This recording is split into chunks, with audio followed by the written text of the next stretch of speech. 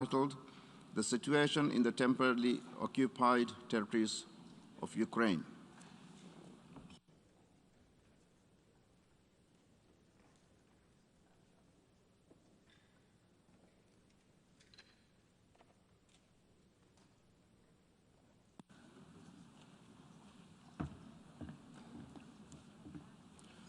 Mr. Secretary General, distinguished delegates, dear colleagues, to save succeeding generations from the scourge of war are amongst the first very words of the UN Charter in its preamble. And those words were the main motivation for creating the United Nations, whose founders had lived through the devastation of 2 world wars by 1945. The United Nations hold as its mandate Article 1 of the Charter of the United Nations, that disputes or situations in which peace may be broken shall be settled by peaceful means and in conformity with justice and the principles of international law. It is therefore one of the purposes of the United Nations to maintain peace and security in accordance with the rule of law. In the last 76 years of the existence of the United Nations, it has taught us, if it has taught us anything, then it is that the lasting peace is not achieved nor sustained by military engagements, but through political solutions. And the most effective way to diminish human suffering and the massive economic costs of conflicts and their aftermath is to prevent conflicts in the first place. My dear colleagues, let's deploy the tools that we have to resolve disputes. Let's give priority to diplomacy, good officers, and mediation. Let's give peace all the chance it deserves. Full commitment to the United Nations Charter, its purposes and its principles is the only path to ensure lasting peace. I call on all parties to intensify their negotiations and de-escalate the current trajectory through dialogue. I would like to conclude my statement by quoting former Secretary General Dag Hammarskjöld, who 68 years ago said that the United Nations was not created to take mankind to heaven, but to save humanity from hell. I thank you.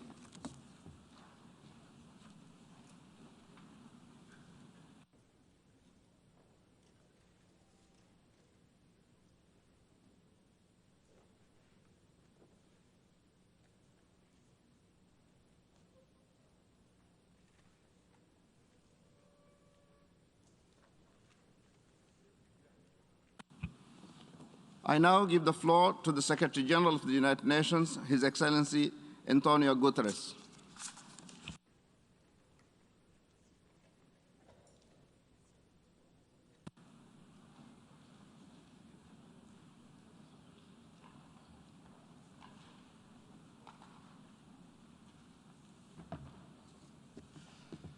Mr. President of the General Assembly, Excellencies, ladies and gentlemen.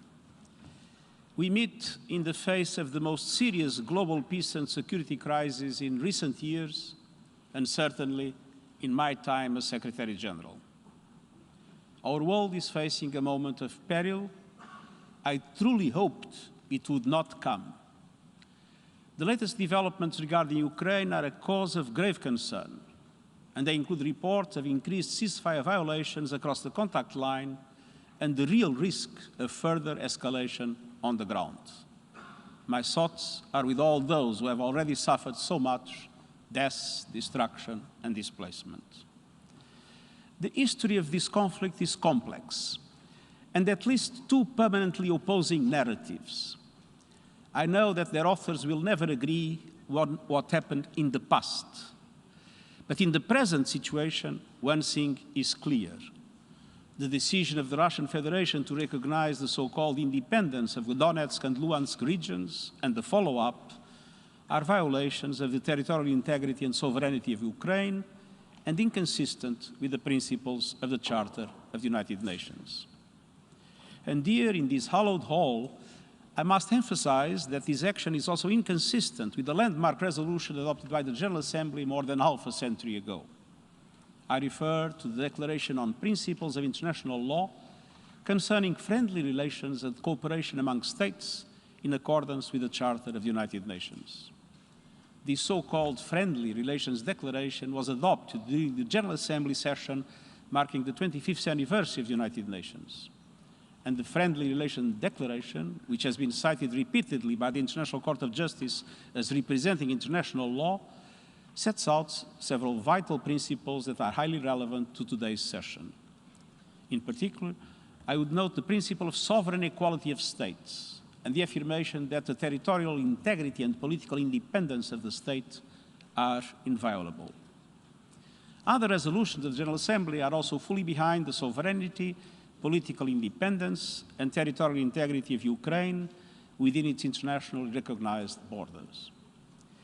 Mr. President, the Minsk agreements approved by the Security Council and that I strongly supported from the beginning were surviving in an intensive care unit thanks to a number of life support devices. But now those devices have been disconnected. We must also be concerned about preserving the integrity of peacekeeping. The United Nations has a long and recognized experience deploying peacekeeping operations which only take place with the consent of the host country. Mr. President, it's time for restraint, reason, and de-escalation. There is no place for actions and statements that would take this dangerous situation over the abyss.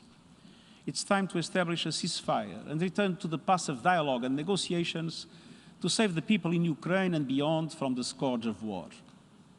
I urge all parties to make full use of Article 33 of the Charter and its diverse instruments of pacific settlement of disputes.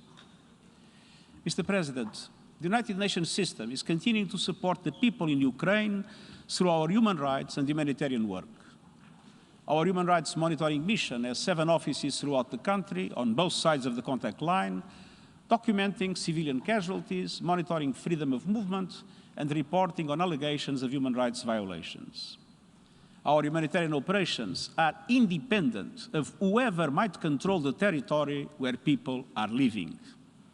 Even before this latest escalation, 2 million people in Ukraine needed humanitarian assistance. And since the start of 2022 alone, we and our partners have delivered 140 metric tons of life-saving aid across the contact line. Here again, our actions are based entirely on humanitarian principles endorsed by the General Assembly. United Nations humanitarian assistance is guided by 4 humanitarian principles: humanity, neutrality, impartiality, and independence. And these priorities are central to establishing and maintaining access to affected people, including those in the context of an armed conflict. The General Assembly has repeatedly underscored the importance of promoting and respecting these principles within the framework of humanitarian assistance. Our humanitarian agencies are committing to staying and delivering to support the people in Ukraine and are ready to readjust and reprioritize their operations as necessary. As we sadly know all too well, in conflict, civilians, including women and children, always suffer first and suffer most. If the conflict in Ukraine expands, the world could see a scale and severity of need unseen for many years. I urge all sides to allow safe and unimpeded access by humanitarian agencies, including in non-government controlled areas of eastern Ukraine. All parties must uphold their obligations and international humanitarian law. Mr. President, I'm fully committed to support all efforts to resolve this crisis without further bloodshed. My good offices remain available. We cannot and will not relent in the search for a peaceful solution. Thank you.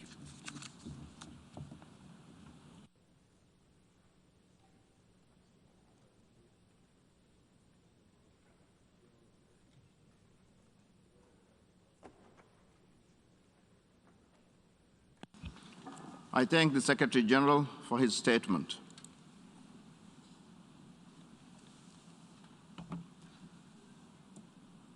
I now give the floor to the distinguished Foreign Minister, His Excellency Dmytro Kuleba, Minister for Foreign Affairs of Ukraine.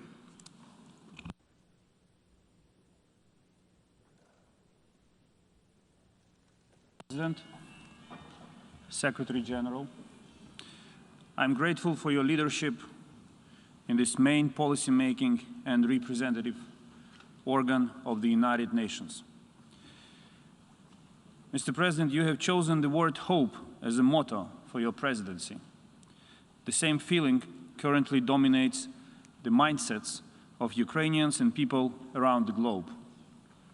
Hope for peace, hope for common sense to prevail, hope for diplomacy to ease tensions. However, today we need much more than hope. We need swift, concrete, and resolute actions.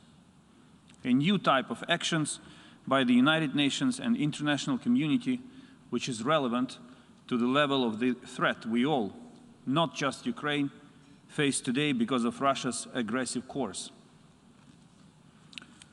The people of Ukraine need these actions by Ukraine's strategic partners and international community. We are at a critical juncture in world history, and our actions today define it for decades to come.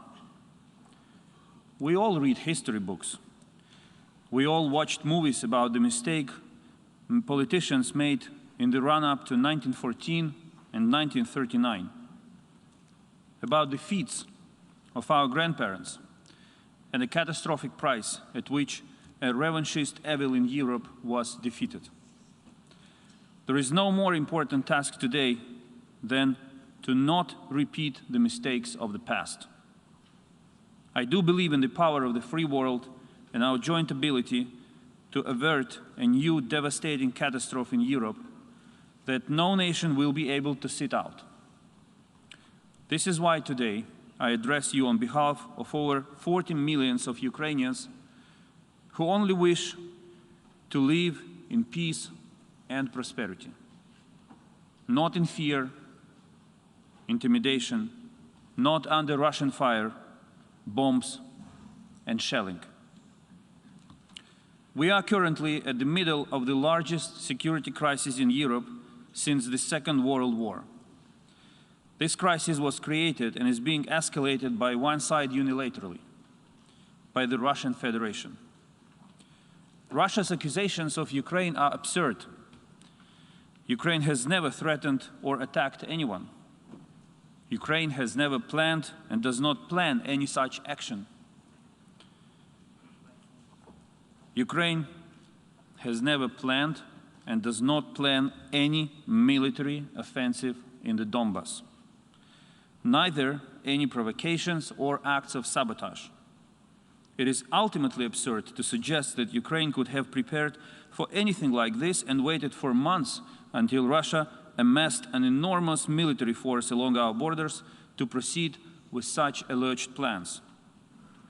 This absurdity defies basic logic. Not less absurd are accusations of Ukraine escalating by acquiring defensive weapons from its partners.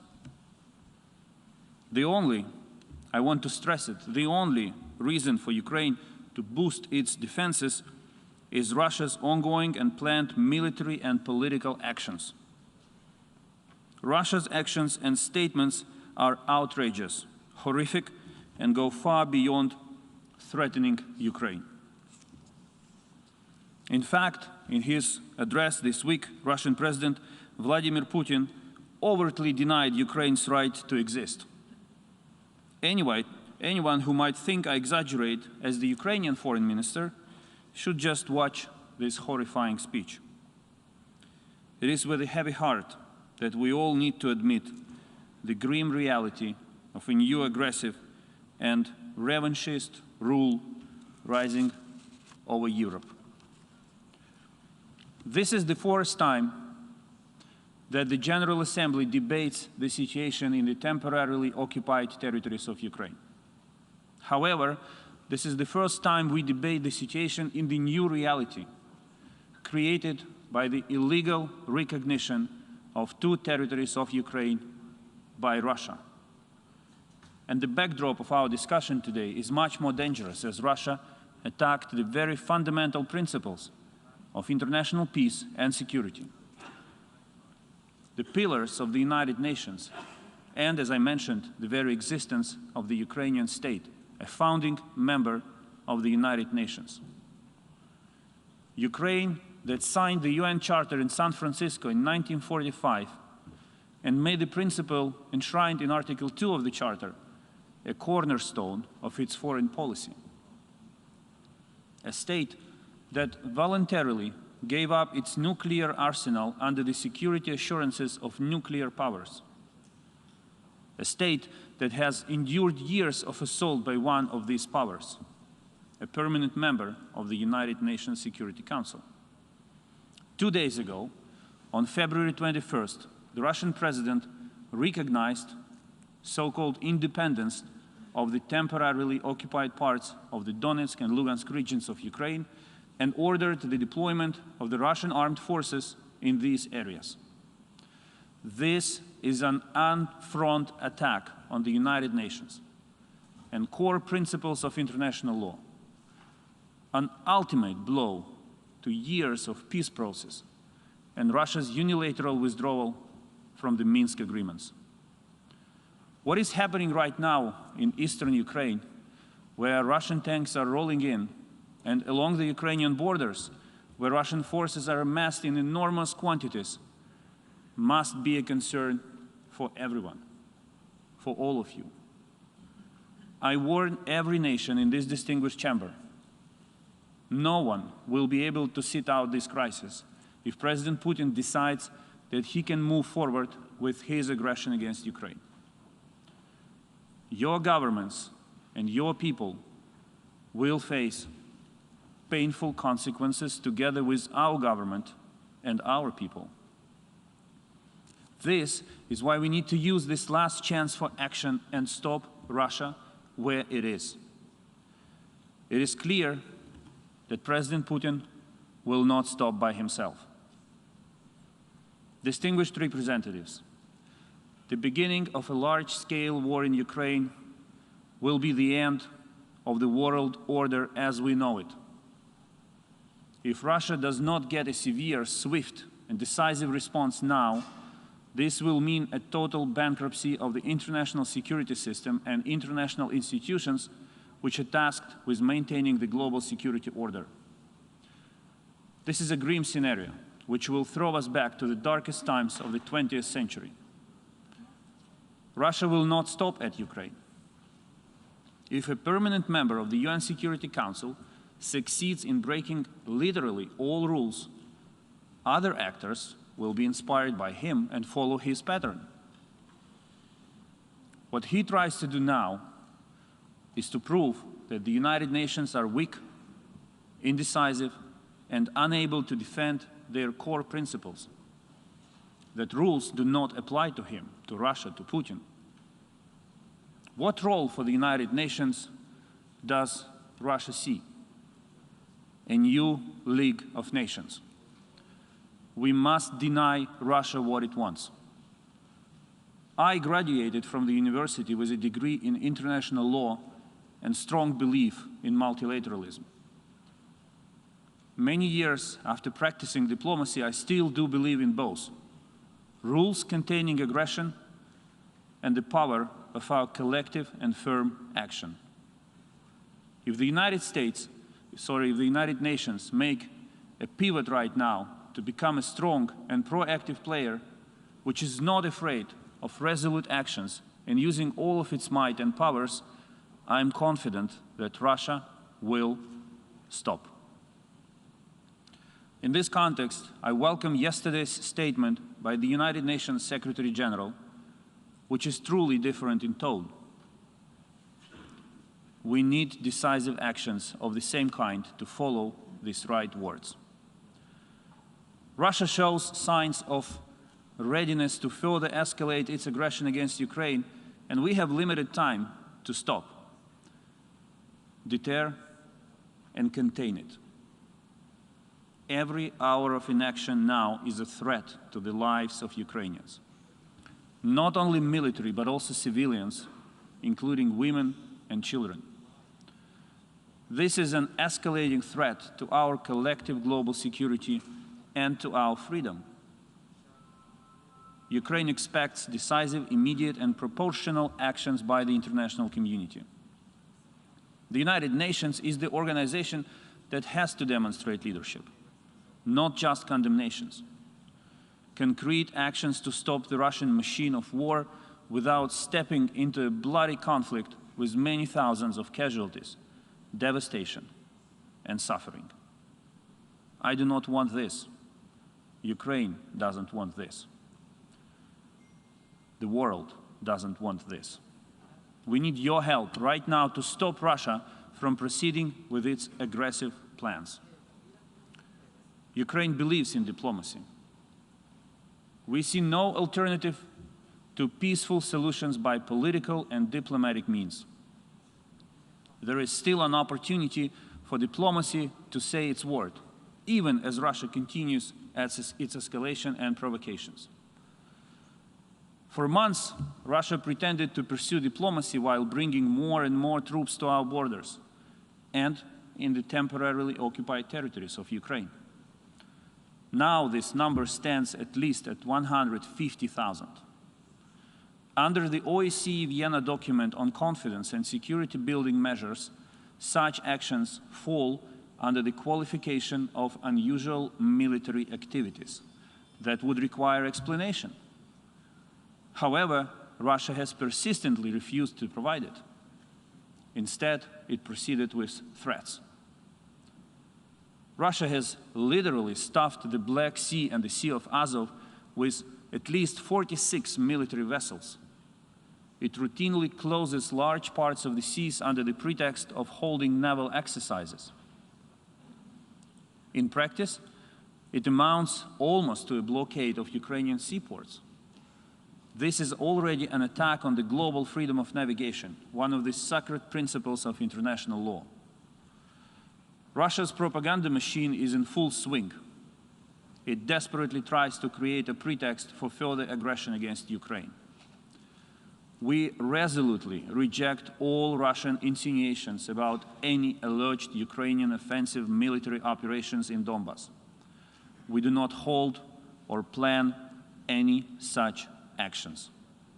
We remain committed to political and diplomatic settlement, and together with our partners, we maximize efforts to reduce tensions and keep the situation in line with diplomatic dialogue. For now, we see that Russian occupation forces have already significantly increased shelling of Ukrainian territory and civilian infrastructure. Artillery fire at the contact line in the Donbas from the occupied territory hit a kindergarten in a town called Stanitsa Luhanska and a school in Vrubivka, among the latest terrible examples. Recognition of the so-called republics has no legal implications. It merely confirms Russia's own involvement as a party to the armed conflict in Donbas, which Russia vehemently denied all these years.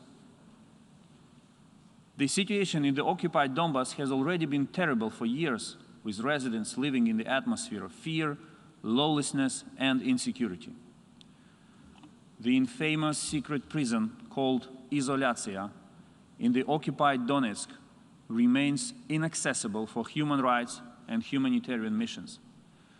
It continues to function as a literal concentration camp in Europe in the 21st century. Hundreds of people have passed through this camp and were subjected to heavy forced labor, humiliation, tortures.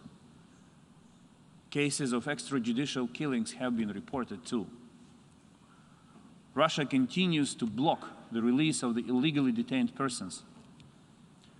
In September 2029, the President of Ukraine, Volodymyr Zelensky, handed over to the Secretary General the list of more than 100 Ukrainians from Donbas and Crimea who had been unlawfully detained, sentenced, or even transferred from the occupied territories to the Russian Federation. We reiterate our call on the Secretary General to provide good offices and facilitate their immediate release. And I appreciate the readiness of the Secretary General to do so. Mr. President, today, Ukraine defends not only global security, but also freedom, democracy, and fundamental principles of international law. Peaceful life and the future of millions of people in Europe and around the globe rely on the rules that Russia tries to destroy. Diplomacy and international fora must prevail and stop the Russian aggression. Since 2014, the General Assembly has already adopted 11 resolutions reaffirming its commitment to Ukraine's territorial integrity and condemning the temporary occupation of Ukraine's territories by Russia. The General Assembly has not and will not accept the Russian mantra that the case of Crimea is closed, end of quote. The occupying power persists in destroying the identity of Ukrainians and the indigenous people of the peninsula, the Crimean Tatars. Since 2014, more than 64,000 Ukrainian citizens have had to leave Crimea and moved to mainland Ukraine due to fear, persecution for political and human rights activism, discrimination on ethnic and religious grounds. Political persecutions continue unabated. Among many others, Mr. Nariman Zhelalov, deputy head of the Mejlis of the Crimean Tatar people, participant of the International Crimea Platform Summit, remains behind bars. He is one of more than 100 political prisoners of the Kremlin. On February 16, a court in Simferopol sentenced journalist Vladislav Yesipenko on trumped-up charges to 6 years in prison. He is one of 14 Ukrainian journalists kept by Russians in prison. Russia may continue to pretend it doesn't violate any international norms and principles. Yet, reports by the UN Security Secretary General, Office of the High Commissioner for Human Rights, OSCE, their missions, as well as the report of the International Criminal Court prosecutor, all testify to the contrary. If Russia doesn't agree with all the mentioned resolutions and reports, it should simply provide access to Crimea, to the United Nations Human Rights Monitoring Mission in Ukraine and the OSCE Special Monitoring Mission. The access of international organizations to the occupied territories is critical. Ukraine guarantees such access throughout the government-controlled territory and continues to demand from the Russian side to do the same in the occupied territories. Esteemed members of the General Assembly, the whole world witnesses today that Russia turns to threatening and blackmailing the global community to close the Crimea case. End of quote. It is, in fact, one of the points in the long list of its recent so-called security demands. Ukraine continues efforts to achieve the occupation of Crimea by peaceful means. The Crimea platform is a tool designed exactly for that end. We are truly thankful to all the countries supporting the International Crimea platform. Your active involvement in the platform is a sound foundation for our future success.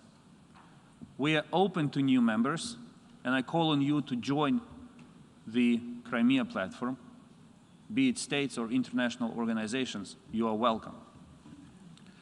We expect the United Nations will find proper modalities to engage with this initiative established on the principles of the UN Charter.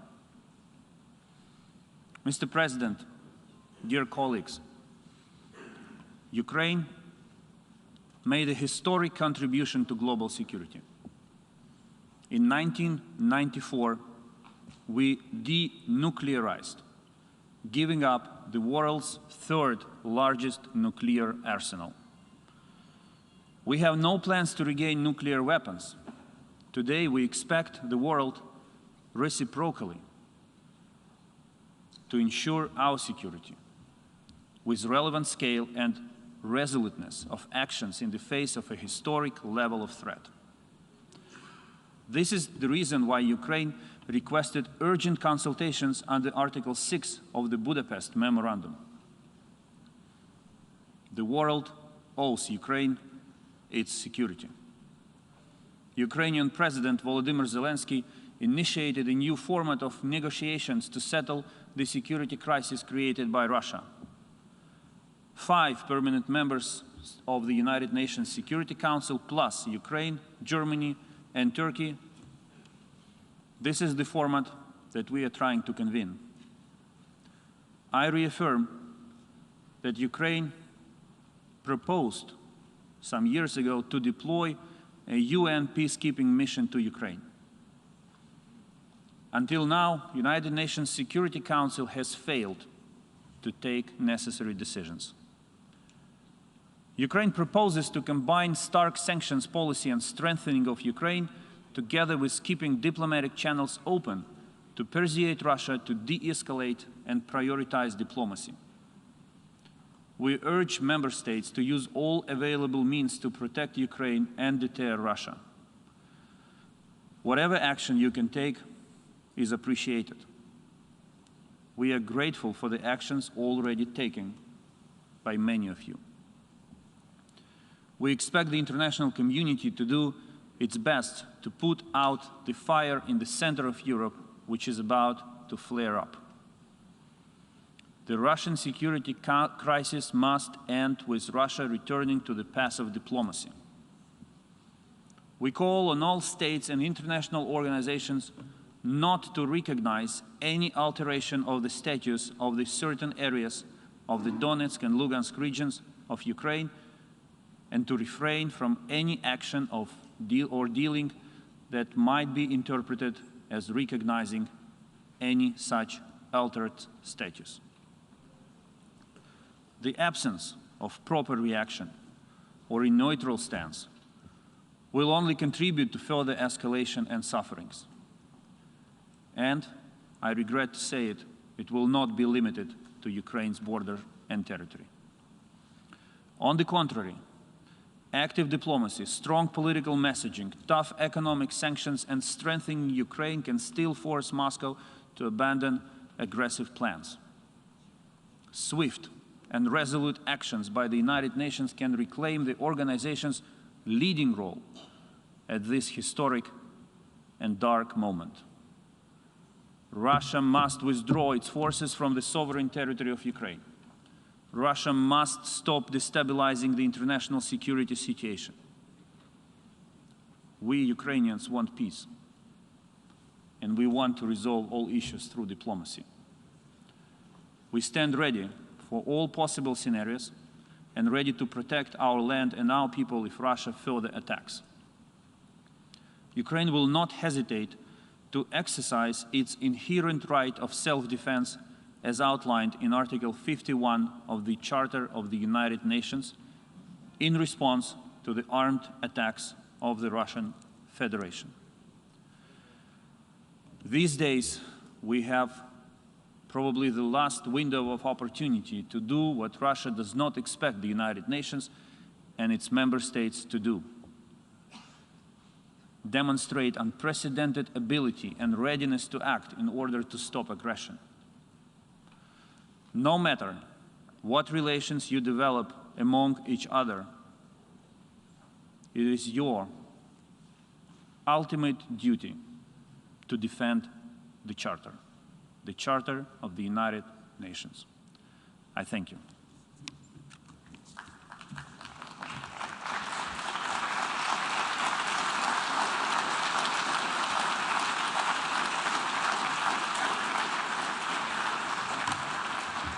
I thank the Minister for Foreign Affairs of Ukraine.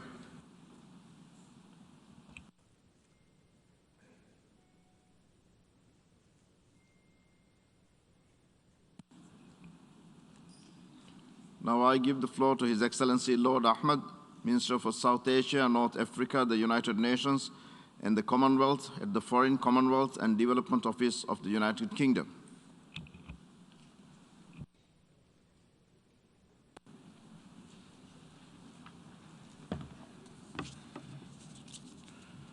Mr. President, Secretary General, Your Excellencies, The United Kingdom is unwavering in its support for Ukraine's sovereignty, independence, and territorial integrity. We stand with the people of Ukraine. We stand with their right to determine their own future.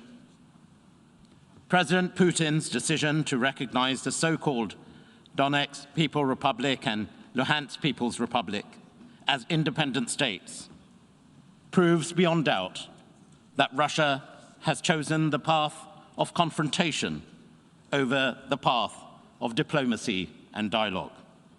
Mr. Putin has ordered his troops into Ukrainian territory. This amounts to a further invasion of Ukraine.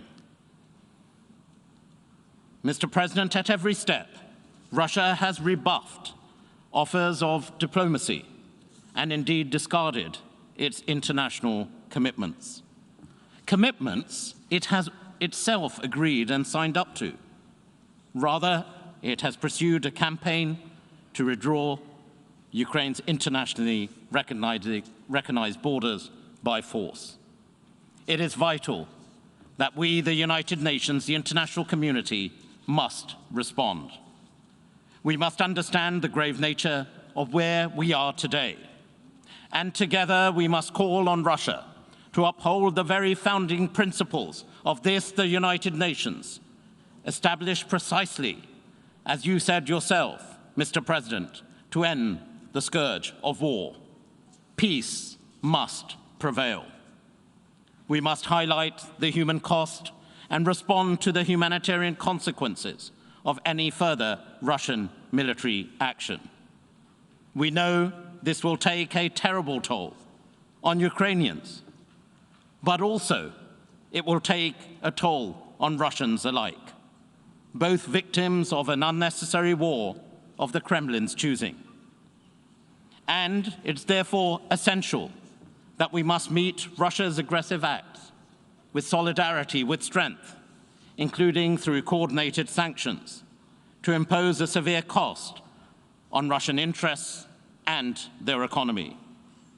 Yesterday, the United Kingdom announced new sanctions targeting billions of Russian assets. This is the largest sanctions package against Russia in British history, and it is part of our coordinated sanctions effort alongside our allies. But, Mr. President, we are clear that acting together with our allies, this is just the start. If Russia continues its campaign of aggression, we have a further package of sanctions ready to go.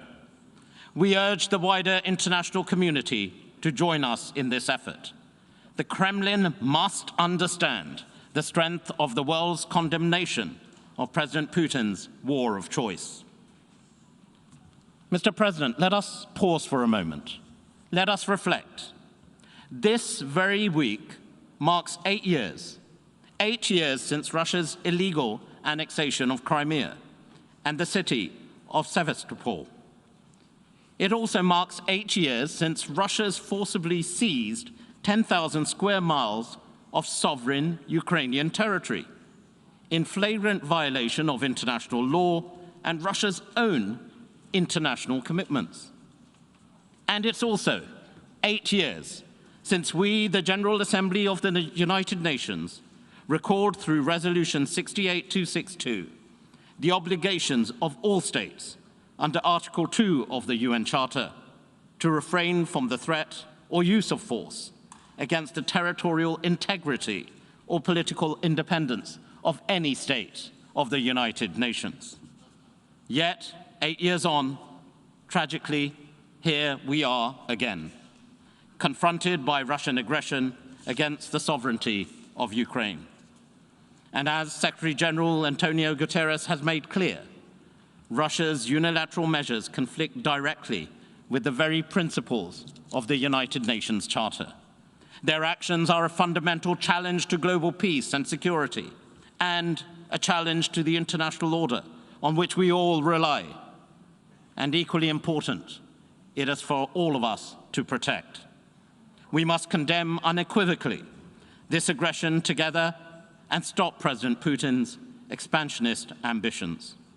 Mr. President, we must hold Russia true to its commitments under the UN Charter and say to Russia very clearly, pull back, choose peace, not war, whilst also sending a very clear message to the people of Ukraine that in your hour of need, we, the international community, we, the United Nations, stand with you. Thank you. I thank the Minister for South Asia, North Africa, the United Nations, and the Commonwealth at the Foreign and Commonwealth Development Office of the United Kingdom.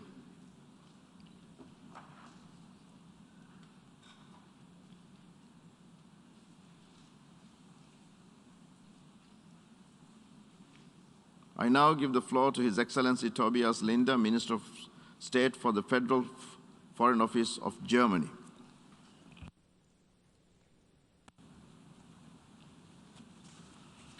Mr. President, Excellencies, ladies and gentlemen, we meet today in a time of challenge. A couple of days ago, the President of a member state of this organization put into question the statehood of another distinguished member of this organization. He said, and I quote, "Ukraine actually never had stable traditions of statehood," unquote. We must take this sentence very seriously. Some important questions arise.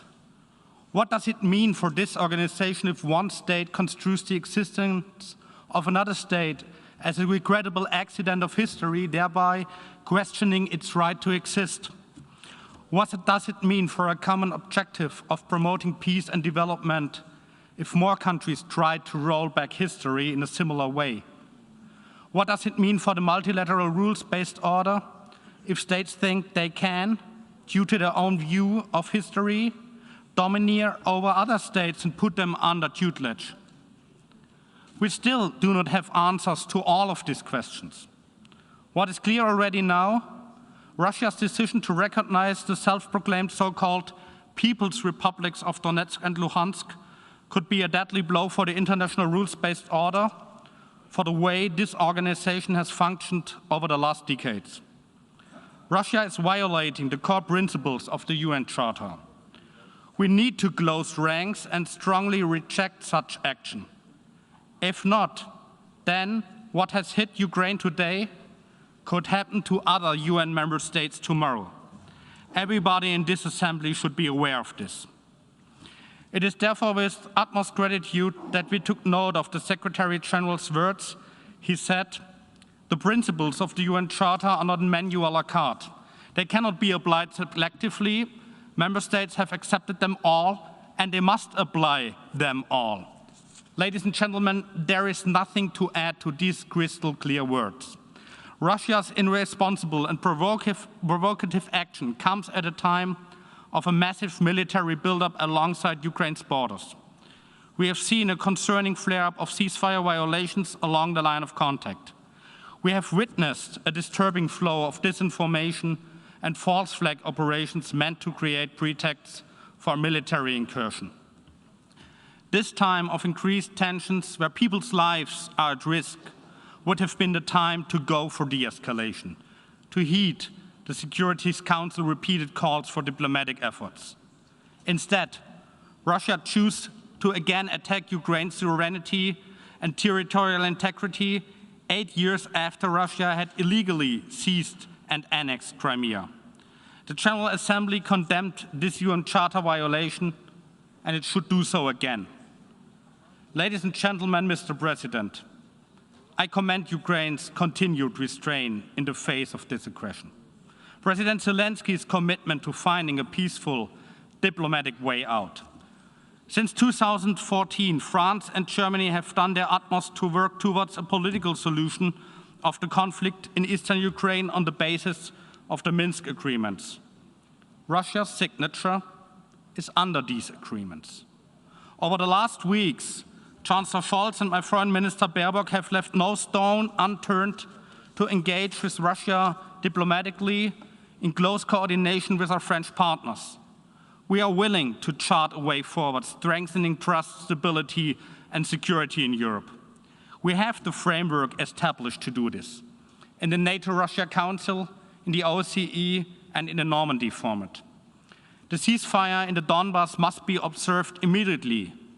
We condemn the use of heavy weaponry and indiscriminate shelling of civilian infrastructure, which constitutes a clear violation of the Minsk agreements.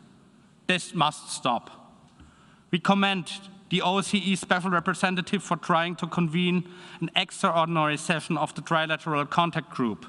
France, Ukraine, and my country stand ready for another meeting in the Normandy format or for the summit that Ukraine has proposed. The OSCE Special Monitoring Mission is vital for monitoring the situation in eastern Ukraine.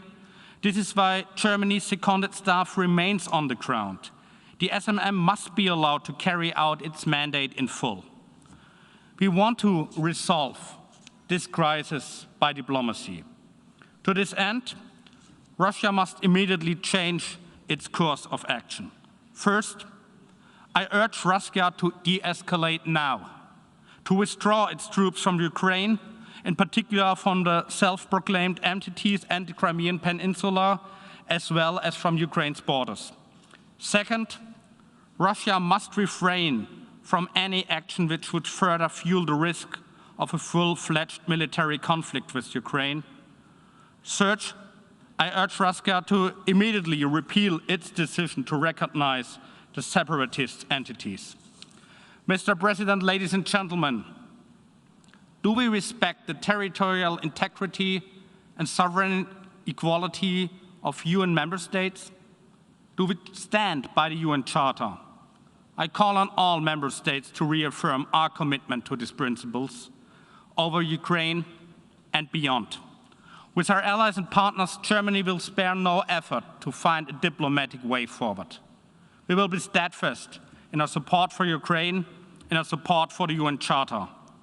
It is a common duty to remain committed to a rules-based order, to trustful cooperation, to bringing forward a common goal of lasting peace and stability. We invite every member of this organization to join these efforts. Now, ladies and gentlemen, is the moment to speak up and defend the international order of the UN Charter against unilateral aggression jointly and decisively. I thank you. I thank the Minister of State of the Federal Foreign Office of Germany. And now I give the floor to the distinguished representative of the European Union.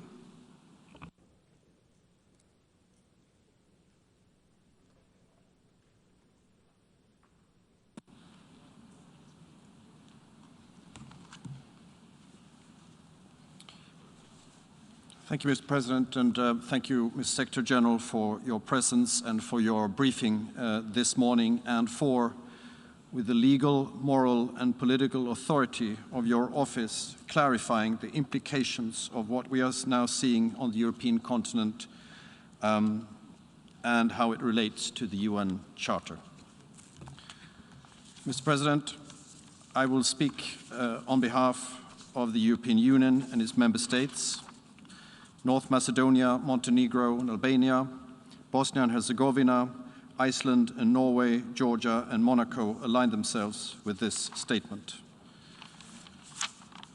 Mr. President, the European Union recalls its unwavering support to the sovereignty, territorial integrity and independence of Ukraine within its internationally recognized borders. We strongly condemn the decision by the President Putin to recognize the non-government-controlled areas of Donetsk and Luhansk oblasts of Ukraine as independent entities and the ensuing decision to send Russian troops into these areas. If there was any uncertainty, the Secretary General has made clear that the decision of the Russian Federation is a violation of the territorial integrity and sovereignty of Ukraine and inconsistent with the principles of the Charter of this United Nations. They undermine Ukraine's sovereignty and independence and are a severe breach of international law and international agreements, including the UN Charter, Helsinki Final Act, Paris Charter, and the Budapest Memorandum. With this decision, Russia is clearly violating the Minsk agreements. The European Union strongly condemns Russia's continued aggression against Ukraine, including through the unprecedented military buildup near the border with Ukraine and in the Black Sea, and through the deployment of combat forces in and the joint drills with Belarus, and calls on Russia to de-escalate, to abide by international law, and to engage constructively in dialogue through the established international mechanisms. The EU is responding to these latest violations with additional restrictive measures, including on all economic relations with the non-governmental controlled areas, as well as designations against individuals and entities responsible for undermining the territorial integrity of Ukraine, in coordination with our partners. Russia's past and present actions against Ukraine are not a matter just for Ukraine or for Europe. They have severe global implications. Violations of fundamental principles of international law and the UN Charter directed towards another state is of serious global concern. These rules apply to all, and permanent members of the Security Council have particular responsibility in upholding the Charter.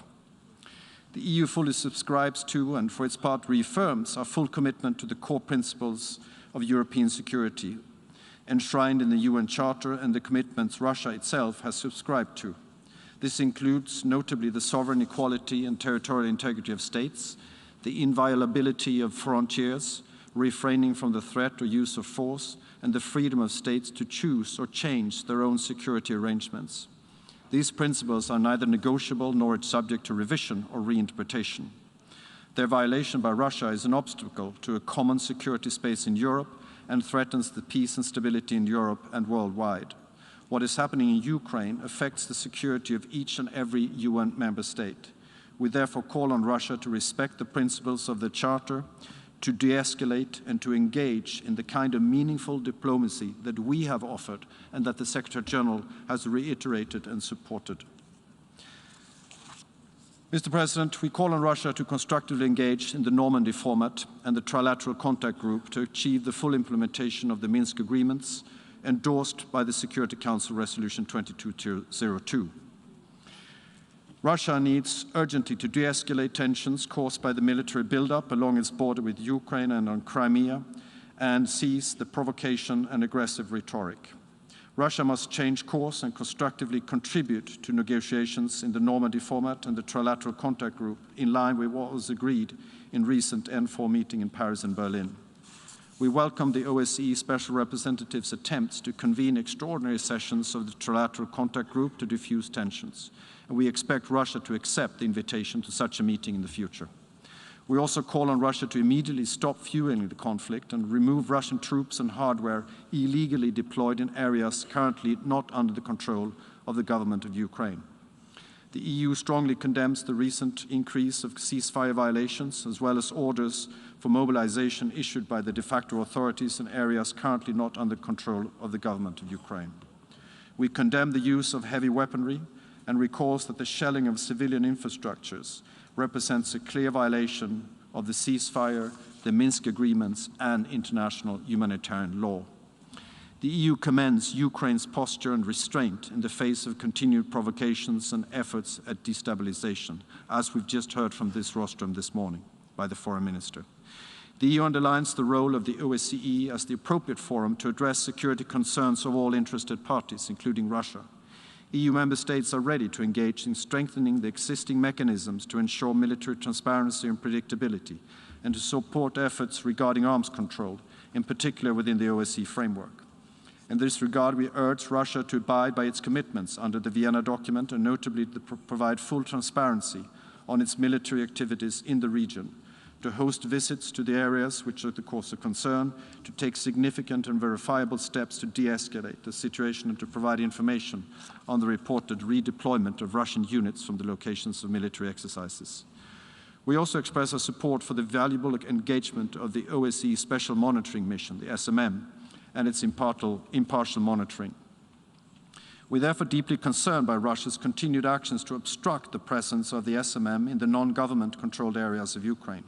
The SMM is mandated to monitor the entire territory of Ukraine within its internationally recognized borders, including in the Autonomous Republic of Crimea and the city of Sevastopol.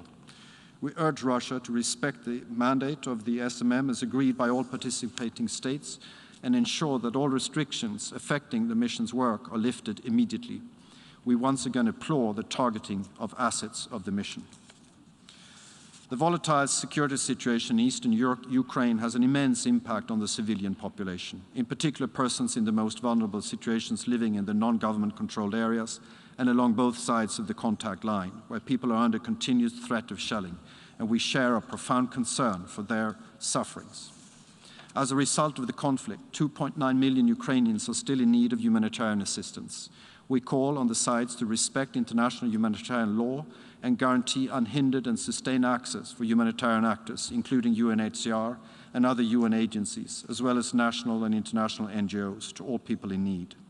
The EU, together with its 27 member states, is the biggest donor of humanitarian aid to Ukraine since the beginning of the conflict. The EU will continue to support humanitarian organizations. Mr. President, let me turn to the situation in Crimea. These days, we commemorate 8 years since the beginning of the hostile Russian political and military actions against the sovereignty and territorial integrity of Ukraine, leading to the illegal annexation of the Autonomous Republic of Crimea and the city of Sevastopol by the Russian Federation. This illegal annexation and Russia's subsequent actions on the peninsula and in surrounding waters are in blatant breach of international law and of key principles of the rules-based international order. They remain a direct challenge to international security with grave implications for the international law that protects the sovereignty, territorial integrity and unity of all states. In line with the resolutions of this General Assembly, the EU reconfirms its condemnation of this violation of international law and continues to implement its consistent non-recognition policy of the illegal annexation, including through restrictive measures, together with transatlantic partners. As stated in Resolution 68262, the so-called referendum organized by Russia on the Crimean Peninsula in March 2014 has no legal validity. And we recall the obligation of all states not to recognize as lawful any territorial acquisition of special advantage resulting from aggression. And we call on all UN member states to remain steadfast in their policy of non-recognition of Russia's illegal annexation. We welcome Ukraine's efforts to continue to seek justice using international legal instruments and courts. The ongoing Russian militarization of the Crimean Peninsula has a negative impact on the security situation in the Black Sea region and beyond, and we call on Russia to refrain from impeding the lawful exercise of navigational rights and freedoms to and from the Sea of Azov in accordance with international law. We affirm the universal and unified character of the United Nations Convention on the Law of the Sea. We remain seriously concerned about transfers by the Russian Federation of sophisticated weapons systems and military personnel to the peninsula since March 2014. As documented in the reports by the UN High Commissioner for Human Rights, Russian citizenship and conscription in the armed forces of the Russian Federation have been imposed on Crimean residents in violation of international humanitarian law. Russian legislative elections have been illegally held in the legally annexed Crimea, and a population census conducted in an attempt to legitimize the illegal annexation of the peninsula. All these developments are extremely worrying and hostile. The EU remains deeply concerned about the severe deterioration of human rights situation in the Crimean Peninsula since its illegal annexation by the Russian Federation. Residents of the peninsula face systematic violations of human rights and fundamental freedoms, such as the rights to freedom of expression, religion or belief and association, and the right to peaceful assembly. Arbitrary detentions and convictions remain systemic. In particular, the human rights situation of the Crimean Tatars have been targeted. In accordance with the UN General Assembly Resolution 76179, adopted last December, it is crucial that regional and international human rights monitoring mechanisms, as well as non-governmental human rights organizations, are granted proper and unimpeded access to the Autonomous Republic of Crimea and the city of Sevastopol. Journalists, media workers, human rights defenders, and defense lawyers should be able to work independently and without undue interference and intimidation. Mr. President, the EU reaffirms our commitment to further support Ukraine's resilience, including encountering cyber and hybrid threats and tackling disinformation. The EU underlines the importance of Ukraine's reform agenda based on democracy, rule of law, respect for international law and human rights. In conclusion, Mr. President, let me reiterate once again our firm belief that tensions and disagreements must be resolved through dialogue and diplomacy, and that this issue is not only a matter of regional concern, but of a global.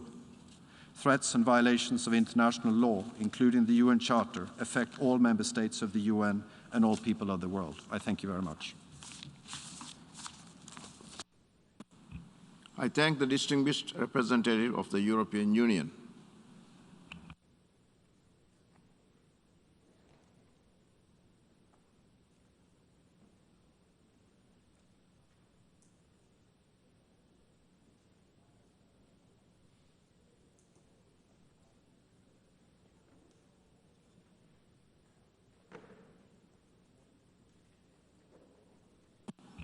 I now give the floor to the distinguished representative of Lithuania on behalf of the 8 Nordic Baltic countries.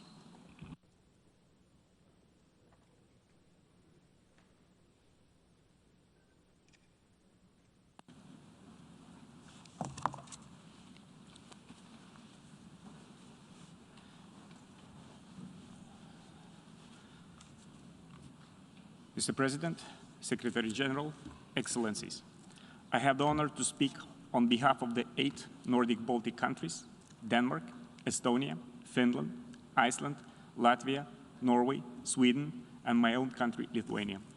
All our countries have aligned with the statement of the European Union. Mr. President, despite the repeated calls for serious de-escalation by the UN Secretary General and recent intensive diplomatic efforts at all levels, Russia keeps dramatically escalating its aggressive actions against Ukraine. We strongly condemn the decision by President Putin to recognize the non-government controlled areas of Donetsk and Luhansk Oblast of Ukraine as independent entities, and the ensuing decision to send Russian troops into these areas under the pretext of so-called peacekeeping. We call on Russia to reverse these decisions. As clearly stated by UN Secretary General and political leaders of our countries, these illegal acts further undermine Ukraine's sovereignty and independence and constitute a severe breach of international law and international agreements, including the UN Charter, Helsinki Final Act, Paris Charter, and Budapest Memorandum. We underline that Russian forces in Donetsk and Luhansk Oblast of Ukraine would be nothing else than an invasion of a sovereign state. Calling them peacekeepers, to quote the Secretary General, is the perversion of the concept of peacekeeping. By these illegal acts, Russia is breaking its commitment to work with the Normandy format and the Trilateral Contact Group in finding a peaceful settlement to the conflict. It is also violating UN Security Council Resolution 2202, which requires full implementation of the Minsk agreements. The Russian Federation's use of force against Ukraine is completely unjustified and unacceptable and must be met with unity, firmness, and determination, including through additional sanctions in solidarity with Ukraine. Russia's continued aggressive actions and threats against Ukraine and its recent unprecedented and large-scale military buildup in Ukraine and near its borders, including through deployment of combat forces in and the joint drills with Belarus, pose a threat not only to European, but also to the global security. In addition, Russia's increased military presence in the Black Sea and in the illegally annexed Crimean Peninsula, as well as the closure of the large parts of the Black Sea and the Sea of Azov, add to the threat of escalation also in the maritime sphere.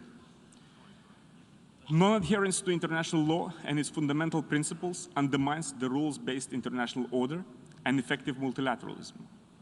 We underscore the crucial importance of upholding these principles, including to the right of all states to the sovereign equality, territorial integrity, and political independence, as well as freedom of states to choose their own security arrangements. The Nordic and Baltic countries stand in full solidarity with Ukraine, supporting its territorial integrity, sovereignty, and independence within its internationally recognized borders. Russia has a clear and direct responsibility under international law to work to find a peaceful settlement of the conflict. We call on Russia to respect the principles of the UN Charter, to de-escalate, and to choose to engage in the meaningful diplomacy.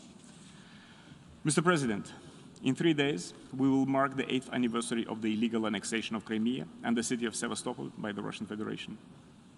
The Nordic and Baltic countries continue to condemn this blatant violation of international law and remain committed to implementing the EU's non-recognition policy, including through restrictive measures.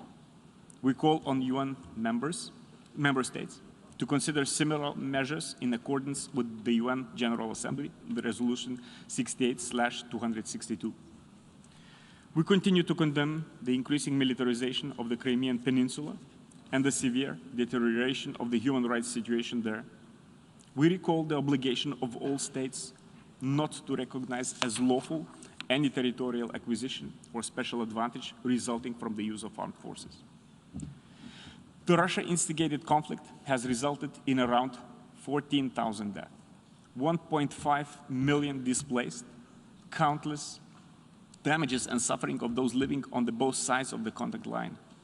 Furthermore, we are witnessing Russia's continued effort of de facto integration and systematic demographic changes of the illegally annexed Crimea, as well as non-government controlled areas in Donetsk and Luhansk regions of Ukraine, including through accelerated issuing of Russian passports on the massive scale to Ukrainian citizens and forced conscription to the Russian armed forces.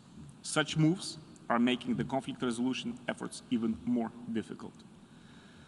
We are concerned about reported arbitrary detentions and arrests, especially of Crimean Tatars and Ukrainian-speaking minorities, increasing pressure on journalists and media workers, human rights defenders, and other members of civil society. Russia must fully respect international law, including international humanitarian law and international human rights law. We call for the immediate release of all illegally detained and imprisoned persons in the Crimean Peninsula and in Russia. It is essential that international organizations and human rights actors have unhindered access to the areas currently not under control of the Ukraine and the Crimean Peninsula, in accordance with UN General Assembly Resolution 76/179 of the 16th December 2021. We urge Russia to withdraw its forces and material from within Ukraine, including the Crimean Peninsula and non-government controlled areas of Luhansk and Donetsk Oblast, as well as from areas adjacent to its borders, and to immediately stop fueling the conflict. We reiterate our full support to the efforts towards peaceful and sustainable resolution of this conflict through the established international mechanisms. We commend Ukraine for its constructive approach and urge Russia to assume its responsibility as a party to the conflict, upholding its commitments, abide by the international law, and return to the discussions within the Normandy format and the Trilateral Contact Group. It is essential that the OSCE Special Monitoring Mission have free and unhindered access through Ukraine, including the Crimean Peninsula and non-government controlled areas in Donetsk and Luhansk Oblast of Ukraine, in accordance with its mandates. We're deeply concerned regarding the continued restrictions of the mission's freedom of movement, including security incidents involving its staff and assets. Mr. President, the position of Nordic and Baltic countries is clear. It is our duty as members of the UN to defend the rules-based international order. Challenges to this order clearly affect the international community as a whole. We urge Russia to abide by international law and uphold its international commitments. Like the Secretary General, we recall the obligations under the UN Charter of all members to refrain from the threat or use of force and to settle the international disputes by peaceful means.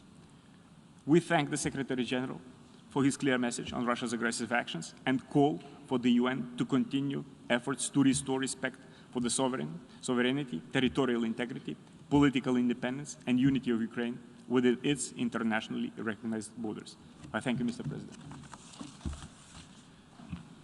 I thank the distinguished representative of Lithuania, who spoke on behalf of the 8 Nordic Baltic countries.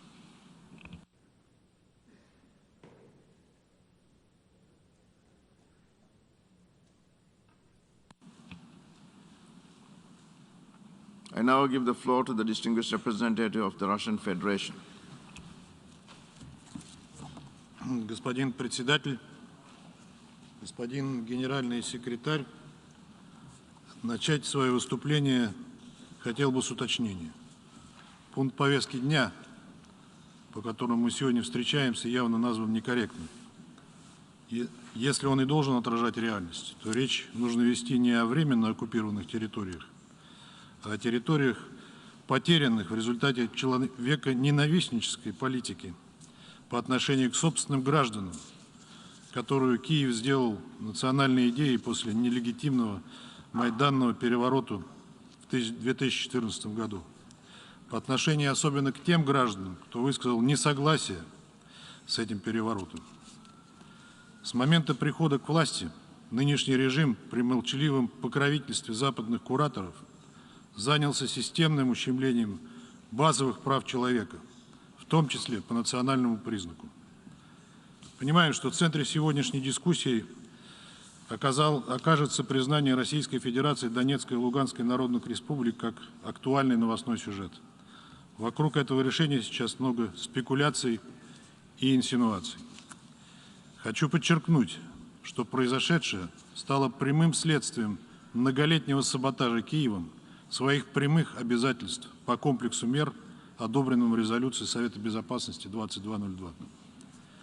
С момента ее принятия в феврале 2015 года Россия была последовательно привержена этому непростому внутриукраинскому компромиссу.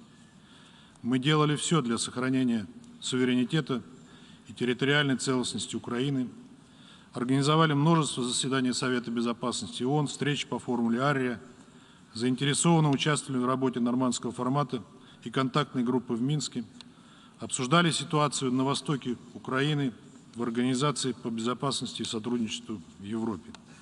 И это при том, что стороной Минского процесса Россия не являлась и не является. Но все было тщетно. 8 лет Киев продолжал и продолжает бомбить своих же граждан и уклоняться от прямого диалога с Донбассом, а все мировое сообщество все эти 8 лет Киев водил за нос, уверяя в приверженности Минским соглашениям и готовности их выполнять, только в своей интерпретации. И, по сути, саботировал работу контактной группы в Минске, ведь большинство из вас даже не представляет себе, как проходили заседания контактной группы, и как украинские представители саботировали принятие решений не только по политическим, но и по экономическим, и по гуманитарным вопросам. Однако в последнее время украинские руководители перестали стесняться и прямо на камеры заявили о том, что не собираются выполнять свои обязательства. Наверное, последним подтверждением этому стал тот факт, что украинский поспред недвусмысленно подтвердил такой настрой в ходе организованной нами встречи Совета Безопасности 17 февраля. А наши западные коллеги Украину к выполнению Минска даже не призывали. Стало очевидно, что никаких перспектив выполнения этого документа Киевом больше нет. Именно из-за нежелания Киева учитывать интересы широких слоев населения, Украина с 2014 года находится в состоянии войны со своими гражданами, не согласными с ценностями Майдана и нынешней политикой украинских властей. А западные покровители Украины ничего не сделали, чтобы убедить Киев услышать собственный народ, проявляя при этом вопиющие двойные стандарты. В любой другой кризисной ситуации государства-члены ООН призывают к инклюзивному, прямому диалогу конфликтующих сторон. В противном случае внутренний конфликт не подлежит урегулированию. Однако в случае на Украине все было с точностью да наоборот. Краеугольный камень комплекса мер, прямой диалог между Киевом и Донбассом, саботировался Киевом все это время. К нашему сожалению, генеральный секретарь ООН сделал на днях и сегодня несколько высказываний по поводу происходящего на востоке Украины, которые не соответствуют его статусу и его полномочиям по уставу ООН. Мы специально посмотрели статистику, прошлые файлы, досье и обнаружили, что не было ни одного конфликта, когда генеральный секретарь, будь то нынешний или его предшественники, позволял себе подобные высказывания в отношении любой страны. По ситуации на Украине генеральный секретарь ни разу не возвысил свой голос в пользу необходимости выполнения тех требований Минского комплекса мер резолюции 2202 Совета Безопасности, которые прямо требуют решать все проблемы по согласованию между Киевом, Донецком и Луганском. Об этом никто и на Западе ни разу не упомянул. И, к сожалению, генеральный секретарь последовал этому печальному примеру. В этих условиях нам непонятно, какие добрые услуги, о которых говорил генеральный секретарь, он может предоставить. Крымчане, дончане и луганчане еще в 2014 году объявили о независимости. Крыму повезло больше. Его жители почти сразу же высказались в пользу присоединения к России и оказались под защитой Российской Федерации. Дончанам и луганчанам, которые наши немецкие и французские партнеры пообещали справедливое урегулирование, пришлось ждать нашего признания долгих 8 лет, в течение которых все еще теплилась надежда на то, что Киев одумается и начнет диалог со своими гражданами. Однако майданная власть подобных планов не имела и за эти годы осуществила две чудовищные и кровавые военные авантюры, закончившиеся разгромом украинской армии ополченцами и подписанием Минских соглашений. Вместо их выполнения Киев с самого начала вынашивал план реванша, не прекращая обстрелов мирных кварталов и диверсий. Кроме того, важно учитывать, что за эти годы Украина прочно превратилась в антироссию и возвела борьбу с русским языком и всем русским в ранг государственной политики. В стране появилась языковая инквизиция. Сфера употребления русского языка неуклонно сжималась, подвергалась репрессиям. Уже при президенте Зеленском, который в ходе предвыборной кампании рядился в одежде миротворца и защитника интересов всех украинцев, было запрещено вещание 6 оппозиционных каналов. Активно насаждалась и насаждается ложь о Второй мировой войне. Соратники Гитлера становились героями, а настоящие герои предавались забвению. Несогласные с такой политикой Киева преследовались, подвергались репрессиям, судебным преследованиям и физическим расправам, включая убийство оппозиционных политиков и журналистов.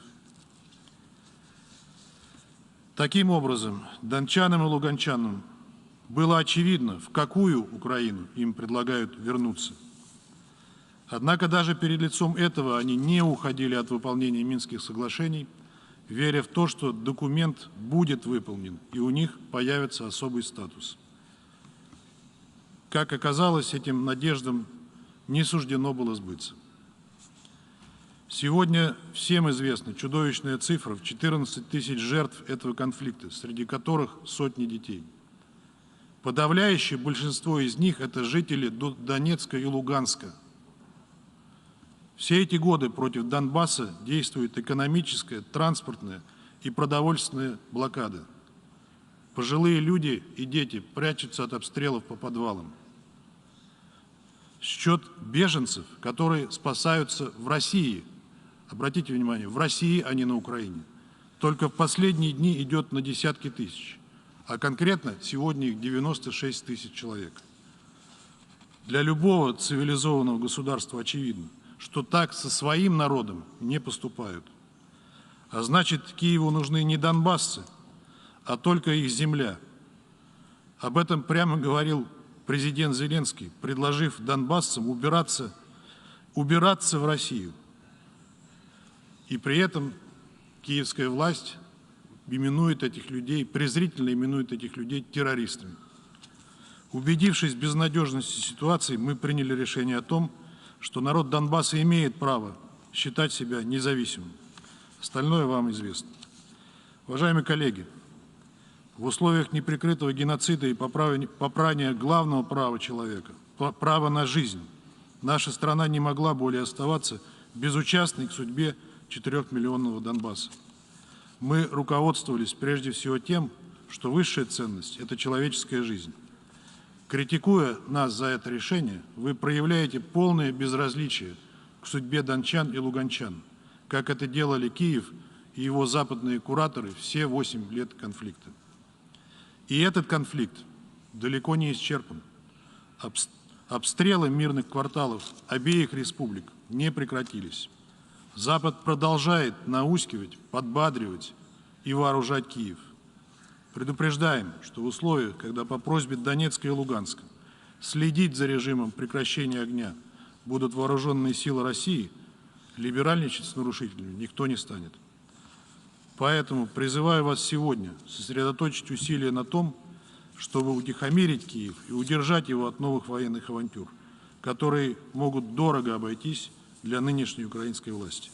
Благодарю вас.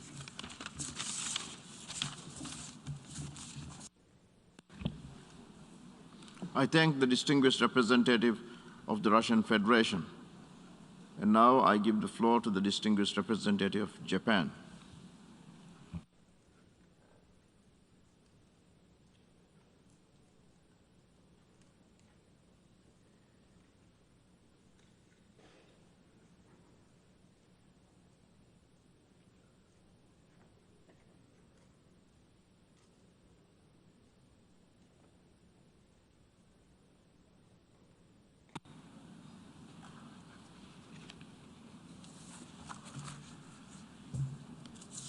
Mr. President, the government of Japan has a strong view that what is happening in and around Ukraine is not an isolated problem in Europe, but a problem for the entire international community and a challenge to the international order. It goes totally against the purposes and the principles of the UN Charter. Mr. President, Japan consistently supports the sovereignty and territorial integrity of Ukraine. Russia's decision to recognize the independence of certain regions of eastern Ukraine seriously undermines those very principles in violation of international law. It is absolutely unacceptable, and Japan strongly condemns the series of recent Russian acts. Prime Minister Kishida, acting in lockstep with the international community, has announced sanction measures, including the suspension of the issuance of entry visas and asset freeze to individuals concerned. Japan continues to pay close attention with serious concern to the development of the situation, including Russia's military buildup in the armed areas around Ukraine's borders, and its decision regarding the deployment of its forces outside its territory. Tensions should be de-escalated by the withdrawal of Russian troops, and this is essential to restore the cause of diplomacy. Any threat or use of force against the sovereignty and territorial integrity of states goes against the fundamental principles that underpin the rules-based international order. It is a clear violation of international law, and what is at stake for the member states is the rule of law and the UN Charter itself. Mr. President, Japan expresses its solidarity with the people of Ukraine for the hope come true. Japan has made its own diplomatic efforts for a peaceful solution and supports the efforts of all countries for a serious diplomatic solution to the present crisis. Before closing, let me reiterate that unilateral attempts to change the status quo by force or coercion are unacceptable, regardless of wherever they take place. No member state can afford to be a bystander. Japan will continue to work hand in hand with other partners. I thank you, Mr. President. I thank the distinguished representative of Japan.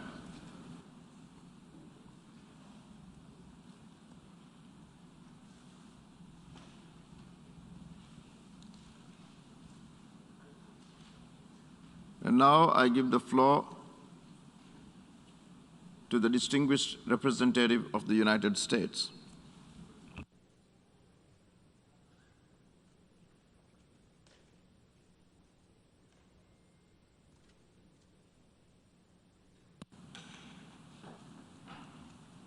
Thank you, Mr. President. Member states of the United Nations, we stand at a crossroads in the history of this body. On Monday, President Putin announced that Russia would recognize as independent states the so-called DNR and LNR regions, part of the sovereign territory of Ukraine, controlled by Russia's proxies since 2014. He then ordered Russian military forces, under the guise of so-called peacekeepers, to deploy to these regions. In the hours that followed, Secretary General Guterres said this was a violation of the territorial integrity and sovereignty of Ukraine and inconsistent with the principles of the Charter of the United Nations. He reaffirmed that to us in his remarks today. In an emergency meeting Monday night, all but one member of the Security Council called for dialogue and diplomacy, which can only happen if Russia abandons its unprovoked further aggression toward Ukraine. Has Russia heeded these calls? No.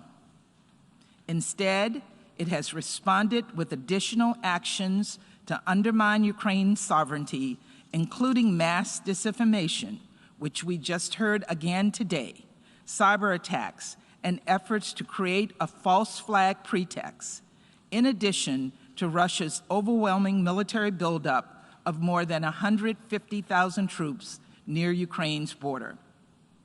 Russia's actions have only confirmed what we and other nations have been warning about.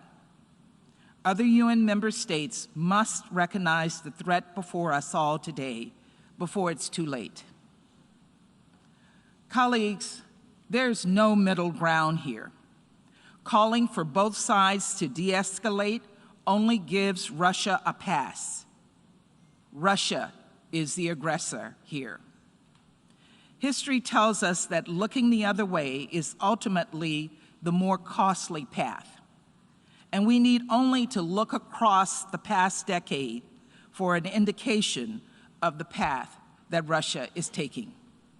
Since 2014, Russia has occupied Crimea following its illegal invasion and has been manufacturing and fueling ongoing military conflicts in eastern Ukraine.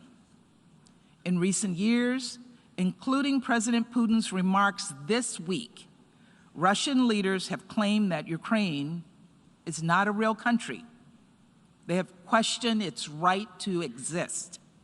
Russia's actions are an unprovoked violation of international law, of Ukraine's sovereignty and territorial integrity, and a direct contradiction of the Minsk agreements.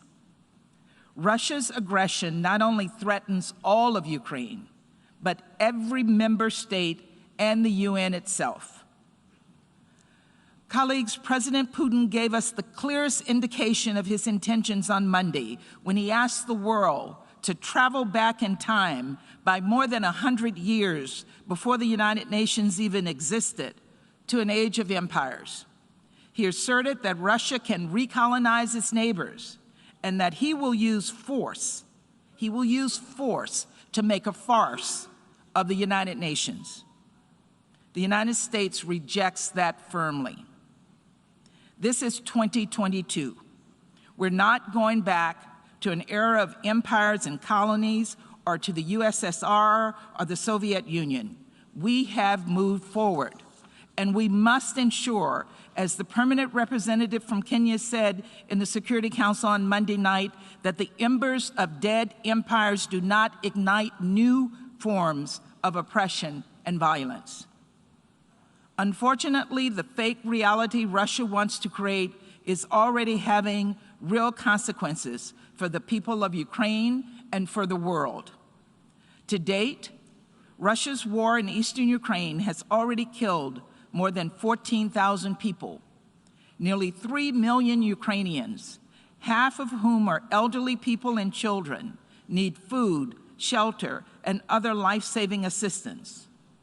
And of course, ordinary Russians should be asking how many Russian lives Putin is willing to sacrifice to feed his ambitions. If Russia continues down this path, it could, according to our estimates, create a new refugee crisis, one of the largest facing the world today, with as many as 5 million more people displaced by Russia's war of choice and putting pressure on Ukraine's neighbors. And because Ukraine is one of the world's largest wheat suppliers, especially for the developing world, Russia's actions could cause a spike in food prices and lead to even more desperate hunger in places like Libya, Yemen, and Lebanon. The tidal wave of suffering this war will cause are unthinkable. And then there's the broader threat that Russia's actions upend our international system, make a mockery of the UN Charter, and call into question our most fundamental principles of sovereignty, diplomacy, and territorial integrity. Unfortunately, despite these terrible, world-altering outcomes, Russia appears determined to proceed. Together with our partners and allies, President Biden has taken decisive action to make the cost of Russia's actions crystal clear. But as much as we all want Russia to de-escalate and choose the path of peace, that is not our choice to make. This is President Putin's war of choice. If he chooses to escalate further, Russia and Russia alone will bear full responsibility for what is to come. What we can do together today is make clear that Russia will pay an even steeper price if it continues this aggression, that responsible countries do not bully their neighbors into submission, that former empires cannot lay claim to sovereign and independent nations. The very first line of the UN Charter states, "We are uniting together," quote, "determined to save succeeding generations from the scourge of war." This, right here, right now, is a moment. It is a moment when we can save this generation and the next from that terrible fate. Colleagues, now is not the time to sit on the sidelines. Now is the time to get off of the sidelines. Let us together show Russia that it is isolated and alone in its aggressive actions. Let us stand fully behind the principles of sovereignty, political independence, and territorial integrity for Ukraine and for all member states. Let us show Russia that every other UN member state believes it is time to de-escalate, to come back to the negotiating table, and to work toward peace so that Ukrainians can live in security and the tenets of the UN Charter can be upheld for future generations to come. Thank you very much. I thank the distinguished representative of the United States.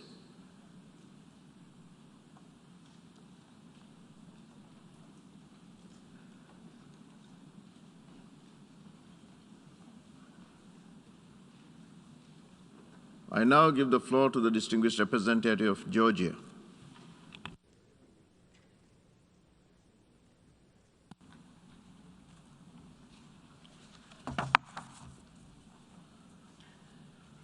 Mr. President, Excellencies, my delegation aligns itself with the statement made by the European Union, and in my national capacity, I would like to add the following comment.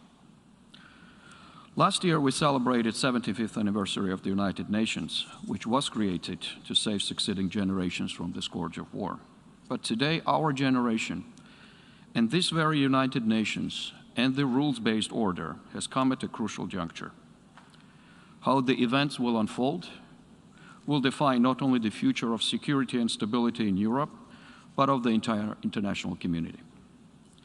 It is deeply alarming that the international norms and principles that we all committed to uphold are repeatedly violated by the Russian Federation, a permanent member of the Security Council whose primary responsibility is to do the exact opposite, act as the guardian of peace and security. Unfortunately, breaching the international law and undermining international rules-based order has long been a marking of Russia's aggressive policy towards its neighboring states, aimed at forcefully redrawing their borders and trying to curb their sovereign choices. My country, Georgia, is no exception here. Russia's decision to recognize the so-called independence of integral parts of Ukraine and sending its military as the so-called peacekeepers represent grave violation of the UN Charter and the Helsinki Final Act. Moreover, they are in breach of Russia's own commitments made under the Budapest Memorandum and the Minsk agreements endorsed by the Security Council Resolution 2202. The Georgian government strongly condemns Russia's so-called recognition of Ukraine's territories, the so-called LPR and DPR. Let me be clear, these decisions, as in the case of Russian-occupied Georgian regions, shall never be accepted by the international community. 8 years have passed since the Russian aggression against Ukraine, annexation of Crimea, and instigation of the conflict in Donbass. The humanitarian cost alone is tremendous. More than 14,000 Ukrainian citizens died, while more than 30,000 have been injured, and almost 1.5 million residents of the occupied areas of Ukraine now live in internal displacement. As we speak, another wave of Russia's military aggression against Ukraine is well underway. It is aimed at redrawing Ukraine's sovereign borders, and the security repercussions of such actions will go far beyond Ukraine. Let me express strong solidarity and commend brave Ukrainian people for their restraint and resilience in the face of the ongoing aggression. Dear colleagues, aggression against Ukraine is a repetition of the same pattern of Russia's illegal actions that we saw against my own country. It started with inciting and backing up puppet regimes in Georgia's Abkhazia and Tskhinvali regions. Then came a full-scale military aggression in 2008 under fabricated pretexts, leading to their illegal occupation. And shortly after signing a ceasefire agreement, instead of fulfilling obligations undertaken, Russia recognized the occupied territories as sovereign entities, thus creating a launchpad for their factual annexation. As of today, in breach of all the international commitments, including inter alia the EU-mediated 12 of August 2008 ceasefire agreement, Russian Federation continues its illegal and provocative actions toward the occupied regions of Georgia, conducting so-called borderization process, which in effect is nothing less than a continuous aggression and a creeping annexation. Humanitarian consequences of the aforementioned actions are appalling, given unbearable human rights situation and the conditions the civilian population, women and children have to endure. We are seeing the very same playbook in action in Ukraine.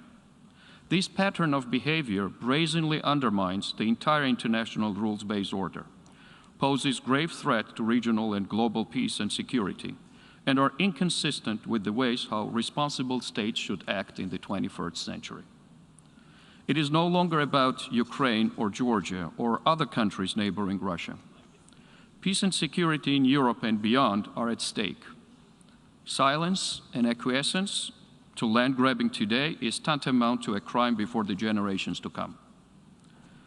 Distinguished colleagues, we should be united in defending the very fundamentals of the international rules-based order, and first and foremost, the UN Charter, Helsinki Final Act, and Charter of Paris for New Europe. With this in mind, we call on Russia to reverse its illegal recognition, to immediately withdraw its military from Ukraine and its borders, and abide by the international law. We call upon Russia to do the same with regard to the occupied Georgian regions.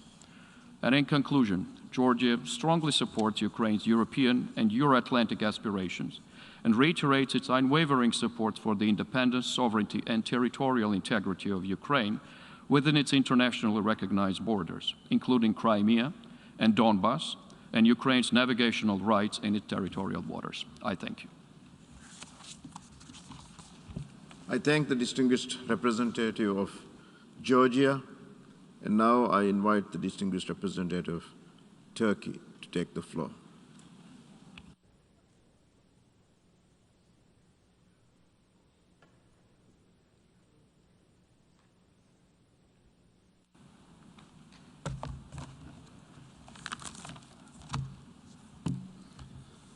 Mr. President, Mr. Secretary General, it has been 8 years since the occupation of Crimea.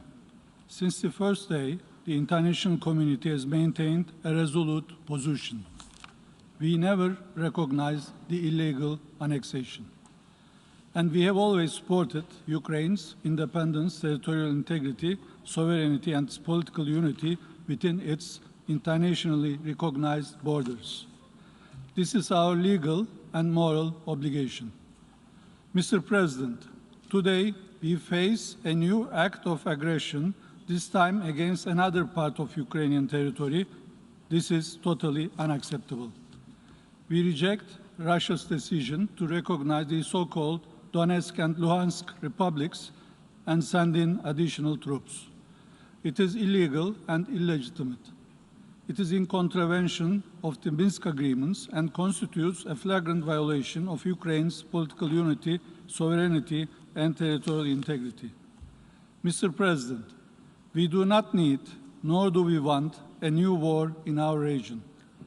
We call upon Russia to reverse its decision and return to diplomacy and dialogue on the basis of the Minsk agreements. This is the only way that will take us away from the precipice. Therefore, we call for restraint and common sense. We urge the parties to get together around the negotiation table without delay. As a neighbor to both parties, we are ready to facilitate this process and host technical and/or high-level meetings. We also welcome President Zelensky's proposal for a meeting between P5, Turkey, Germany, and Ukraine. Finally, we continue to support the OSCE Special Monitoring Mission led by Ambassador Halit Çevik.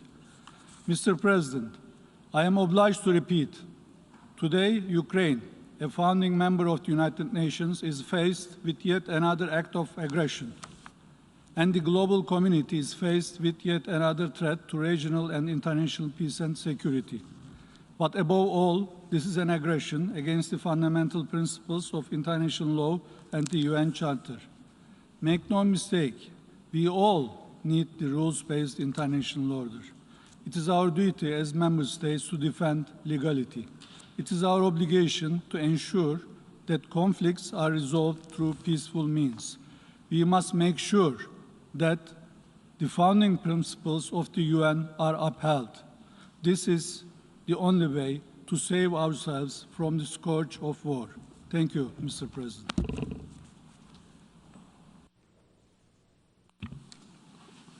I thank the distinguished representative of Turkey.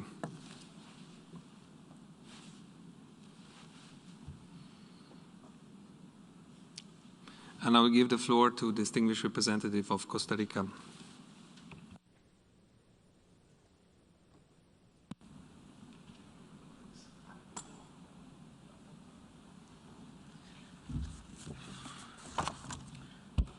Señor Presidente, señor Secretario General, una vez más, otra grave crisis con peligrosas repercusiones mundiales vuelve a tocar las puertas de Europa del Este y de nuestra organización.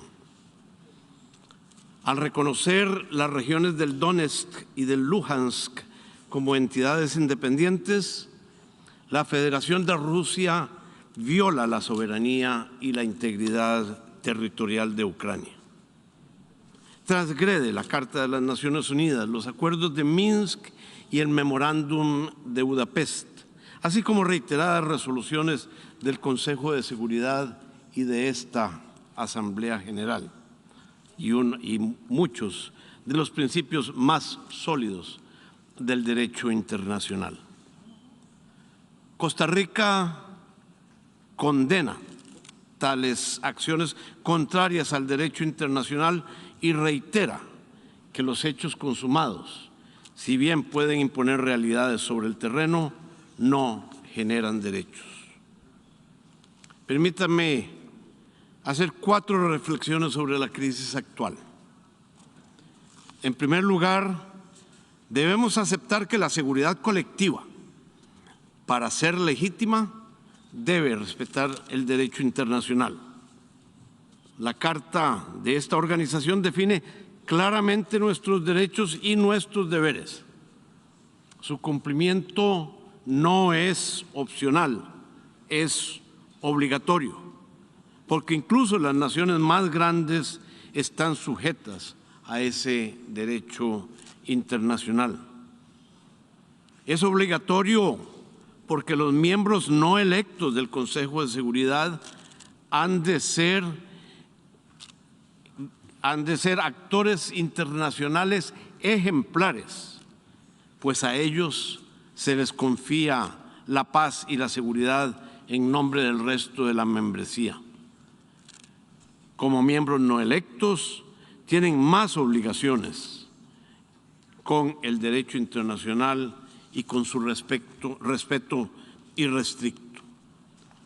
En segundo lugar, la agresión rusa y la violación de la soberanía e integridad territorial de Ucrania y la violación de los términos que hicieron posible la entrega de armas nucleares por parte de ese país socavan el régimen internacional de la no proliferación. Con el memorándum de Budapest, los estados dueños de armas nucleares se comprometieron a respetar las fronteras de Ucrania a cambio de la renuncia de ella a las armas nucleares. Costa Rica lamenta el incumplimiento de este compromiso que conlleva graves consecuencias para el régimen de la no proliferación nuclear. Esto es motivo de preocupación para toda la comunidad internacional y en particular para los países que, como los de nuestra América Latina y el Caribe, hemos declarado ser libres de armas nucleares. Un Estado es tan fuerte como su palabra. En tercer lugar, señor presidente, señor secretario general, debemos agotar todas las vías diplomáticas para evitar las devastadoras consecuencias humanitarias de un conflicto armado para millones de personas en Ucrania. Los espacios cívicos y las libertades fundamentales en las regiones del Donetsk y del Luhansk se han visto gravemente reducidos desde los graves hechos armados que tuvieron lugar en el año 2014. Y ello ha provocado una erosión de la libertad de expresión y del activismo independiente. Costa Rica lamenta que muchos defensores de los derechos humanos, de los que he sido uno, muchos activistas medioambientales, periodistas y miembros de minorías nacionales se hayan visto obligados a huir, y ello ha restringido su participación en asuntos públicos y en asambleas pacíficas. No hay allí libertad ni pluralidad porque hay censura y persecución. La comunidad internacional, señor presidente, debe mantener un registro diligente de todas las violaciones del derecho internacional, de los derechos humanos y del derecho internacional humanitario por parte de la Federación de Rusia, en línea con lo manifestado aquí por el señor secretario general. Como hemos visto en esta crisis, las tecnologías emergentes ofrecen un nuevo conjunto de retos y un potencial de escalada de conflictos que requieren de respuestas diplomáticas. La capacidad de algunos estados de emplear la inteligencia artificial en los ciberataques y en las campañas de desinformación hacen más urgente que nunca adoptar nuevos acuerdos multilaterales para minimizar los riesgos futuros y garantizar la estabilidad internacional.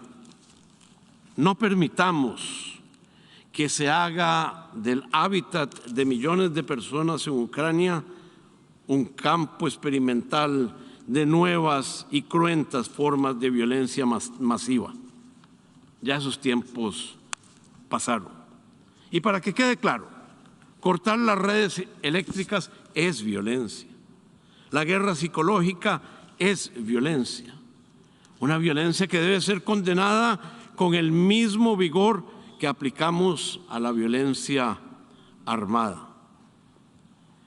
La ley protege a los civiles sin importar el medio de sufrimiento, y Costa Rica seguirá honrando el derecho de los civiles ucranianos a una vida cotidiana pacífica y segura, sin injerencia extranjera.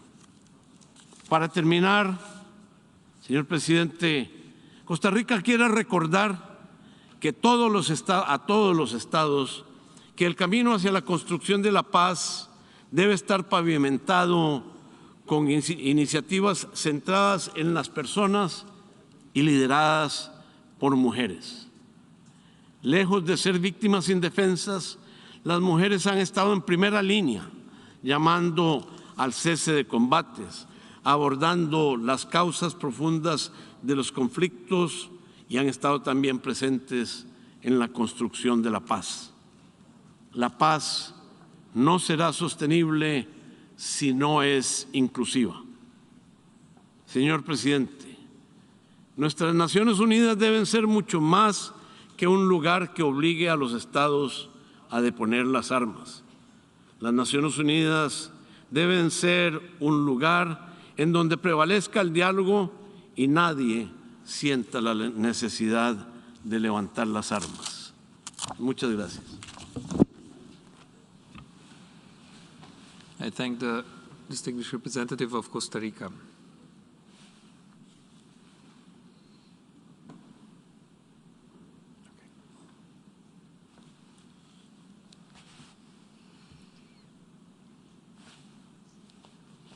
And I'll give the floor to the distinguished representative of Mexico.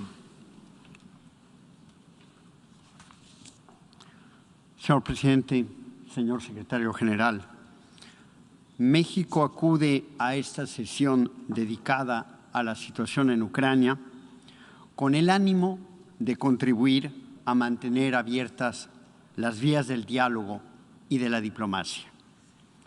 La posición de México tiene como fundamento la obligación de respetar la soberanía, la unidad y la integridad territorial de Ucrania dentro de sus fronteras reconocidas internacionalmente, en apego irrestricto al derecho internacional, a la Carta de las Naciones Unidas y a las resoluciones 2625, 3314 y 68/262 de esta Asamblea General, así como a los acuerdos de Minsk. Observamos que el efecto acumulado de los hechos registrados en los últimos días violenta tres principios fundamentales: la proscripción de la amenaza o el uso de la fuerza en las relaciones internacionales, el respeto de la integridad territorial e independencia política de los estados y la no intervención en los asuntos internos de los estados. Señor presidente, ante el Consejo de Seguridad, hace apenas unos días, Rusia hizo una declaración en el sentido de que no invadiría Ucrania. Esperamos que mantenga su cabal cumplimiento.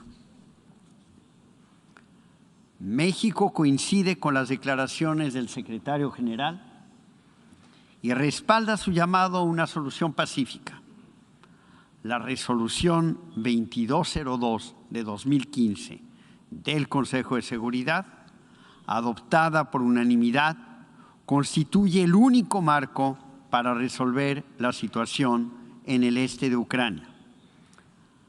Las Naciones Unidas han creado el más amplio andamiaje de mecanismos de solución pacífica de las controversias, y tales mecanismos no están agotados. En el Consejo de Seguridad, México compartió su visión para revertir las tensiones, fomentar el diálogo y brindar espacio a la negociación política mediante 3 elementos: la distensión, la diplomacia y el diálogo. Finalmente, reiteramos nuestro llamado a que las partes faciliten el acceso humanitario de manera segura e irrestricta y se respeten plenamente los derechos humanos de toda la población. Señor presidente, son situaciones como estas o como esta las que ponen a prueba la capacidad de la organización para cumplir con sus principios y propósitos. Es momento de cumplir con nuestro mandato. Muchas gracias.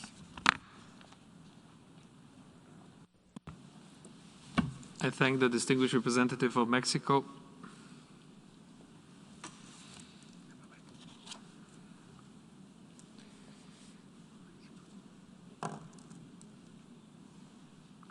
And I'll give the floor to the distinguished representative of France.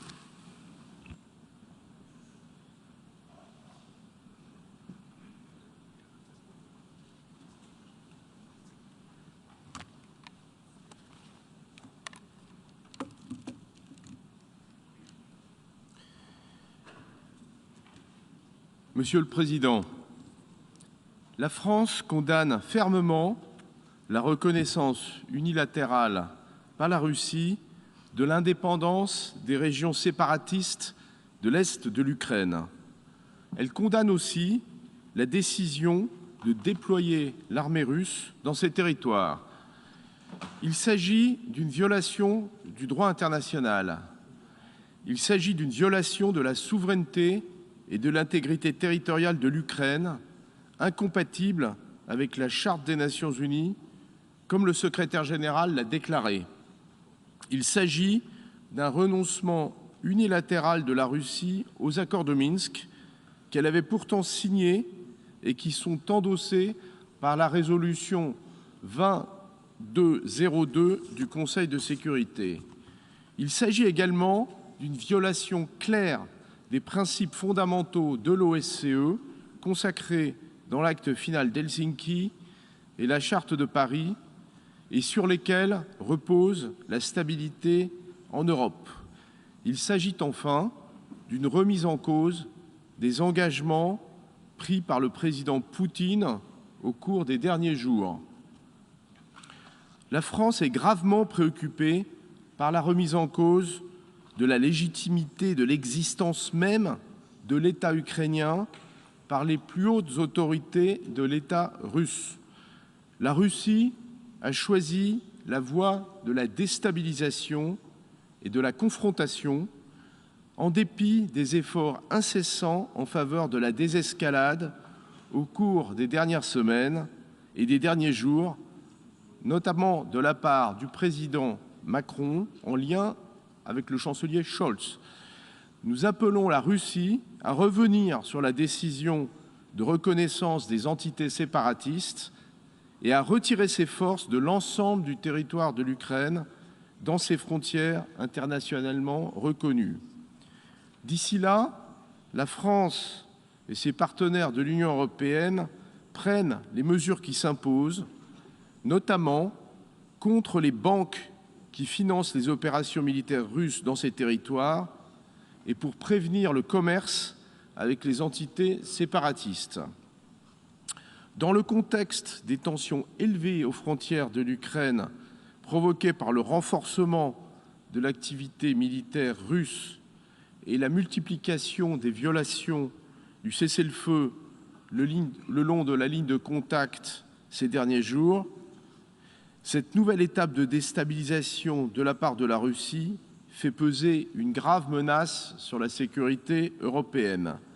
Nous appelons la Russie à s'abstenir de toutes actions de déstabilisation supplémentaires, notamment celles susceptibles de mettre en danger la sécurité des populations civiles.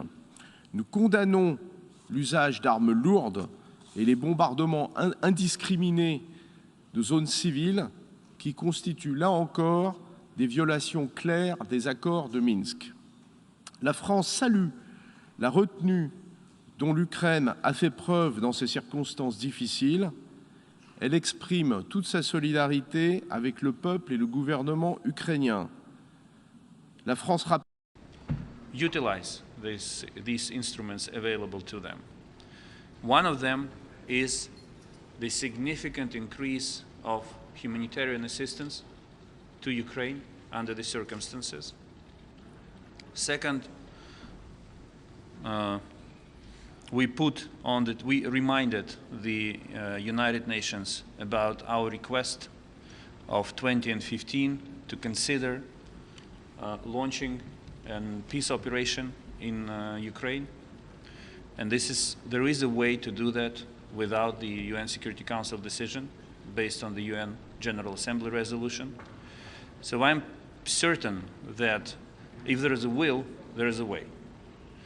And we will be working with the United Nations on making sure that the will is there and we find the way to put pressure on Russia. Minister, you got to talks with Americans yesterday. You met Secretary Blinken, you met President Biden. You never comment on that until now.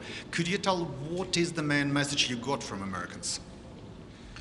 The United both, not even both, but my three main counterparts, my three main interlocutors in Washington, President Biden, State Secretary Blinken, and Secretary of Defense Austin, they all conveyed three very clear messages. First, the United States will stand by Ukraine, whatever happens, whatever scenario Russia will prefer.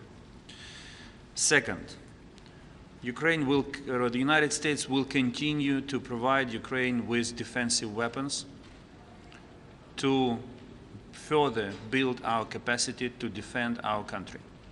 And I would like to assure you that we would be happy if we never have to pick up those weapons and use them in the battlefield. We want peace. But if Russia attacks, we have to be equipped to fight back. And the third message was that US sanctions will be continued. There will be more sanctions on Russia, more painful sanctions on Russia, and they will be done in close coordination with the allies, with the US allies in Europe and other parts of the world in order to ensure the maximum efficiency of these sanctions. So these are the political messages, but I assure you that in our talks we were very specific about the ways how these messages will be turned into actions in the coming days. And we appreciate, for example, the sanctions which were already imposed by the United States, Canada, United Kingdom, the European Union, some other countries, but this is not enough. And our partners should not wait for Russian rockets to hit Ukrainian soil or Russian planes to cross into our airspace to impose the new wave of sanctions. Sanctions make sense when they deter Russia from further action. So the time for the next wave of sanctions has come. We are in a very dynamic situation and every day matters. Thank you, Stefano Vaccara, Voce di New York. This is a follow-up and another question. So can we say that you, after the meeting in Washington, you are satisfied, completely satisfied? Because there were reactions in Washington by the other party that say that President Biden was too weak in his reaction toward Russia. So I would like you to respond to this. And then today, what you heard so far, the speeches, there will be more, China will speak.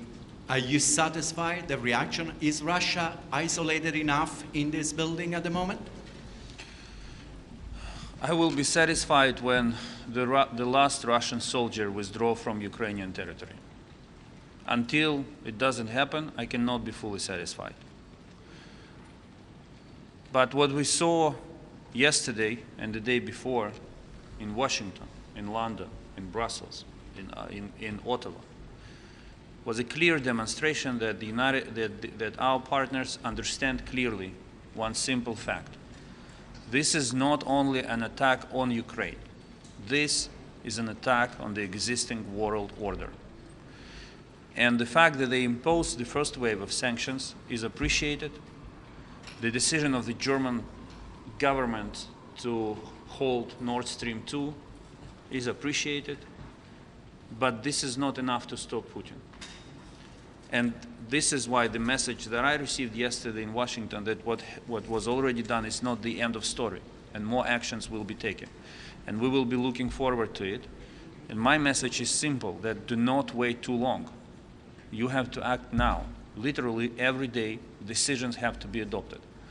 More sanctions have to be imposed. More weapons have to be supplied. More diplomatic efforts have to be undertaken.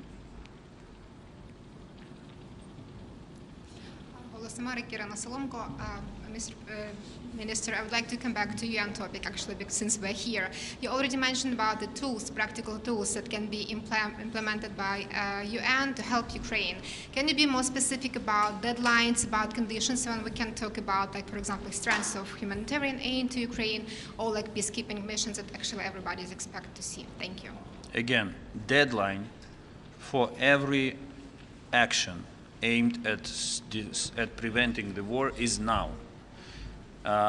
We all have our bureaucracies, national governments, international organizations. They are essentially bureaucratic structures, and we understand that there are procedures.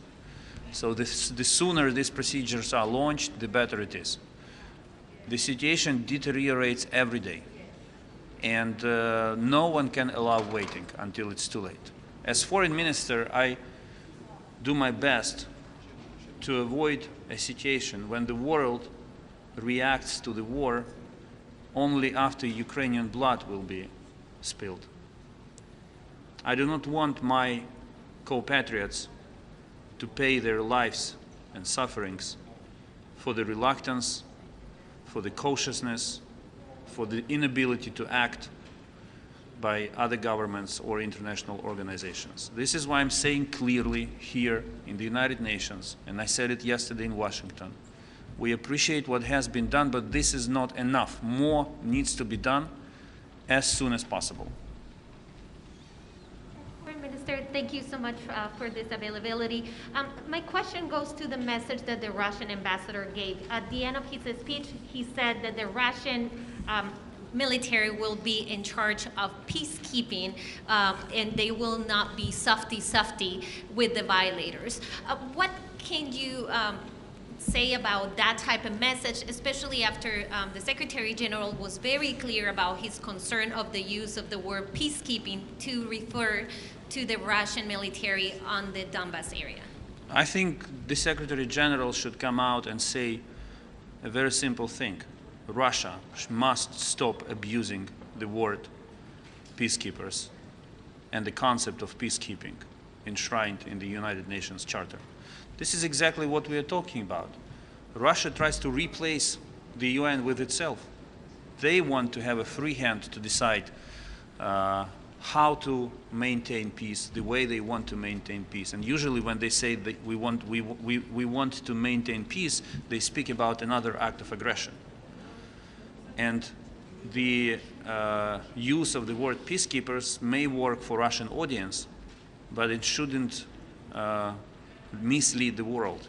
And the world should clearly debunk this disinformation and speak openly. This is the time to call spade a spade. Speaking about classic diplomatic narratives do not work anymore. Calling on both sides to de-escalate or making statements not mentioning Russia doesn't help anyone except Russia, because it creates space for Russia to move forward and to come to a conclusion that in the end everything will be fine. Because if they are afraid to call us by name now, under these critical circumstances, then they will tolerate any kind of behavior. But again, I will repeat it. The fact that you mentioned about the reference to peacekeepers, it's another manifestation of Russia's ignorance, of Russia ignoring the United Nations, of Russia attacking the fundamental concepts of the United Nations. And I'm not exaggerating when I'm saying that what Russia is doing now is an attempt to make the United Nations follow the path of the League of Nations. We all saw it in history. And it's for our generation who learned history, who read history books, who know diplomacy, to avoid the repetition of this scenario. No one can say now, this has never happened before. We didn't realize where it would take us to. There will be no such excuse. Everyone perfectly understands what is happening here. And the attack on the Secretary General by the Russian ambassador is unprecedented. And if the United Nations tolerate such an attack, it will be only the United Nations who will suffer the most and who will end up discredited and unrespected. Thank you. Thank you, Mr. Foreign Minister, and thank you for this availability, and welcome to New York. There has been a lot of concern about how President Biden described the invasion by Russia, calling it the start of an invasion. Just to follow up to what you mentioned, did you talk to him about how he might have moved the goalpost in imposing sanctions on Russia, how for months he threatened to impose those hard-hitting sanctions, and now there is talk that perhaps throwing Russia out of the SWIFT financial system might be out of the question. That was the nuclear option. And my second question is, after what you heard from the Russians today at the United Nations General Assembly, under what circumstance would you sit down at the same table with your Russian counterpart, Sergei Lavrov, for some kind of negotiation about this matter? Thank you. As far as I understand President Biden, his idea is to impose sanctions by waves. And we accept this approach.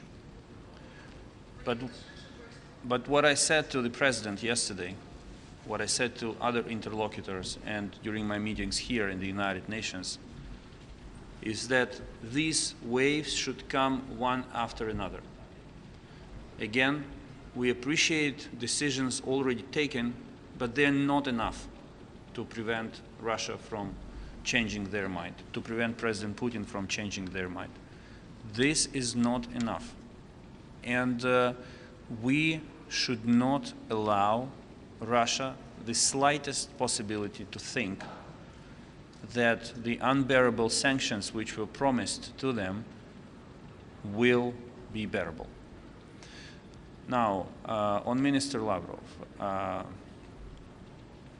I was appointed as foreign minister in March 2020, and since then there were numerous attempts to arrange our meeting in Normandy formats.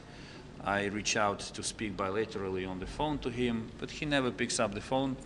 He never agrees he never agreed to meet in the Normandy format. He is talented enough to find all kinds of excuses why he shouldn't show up. So I don't care about him. If he is ready to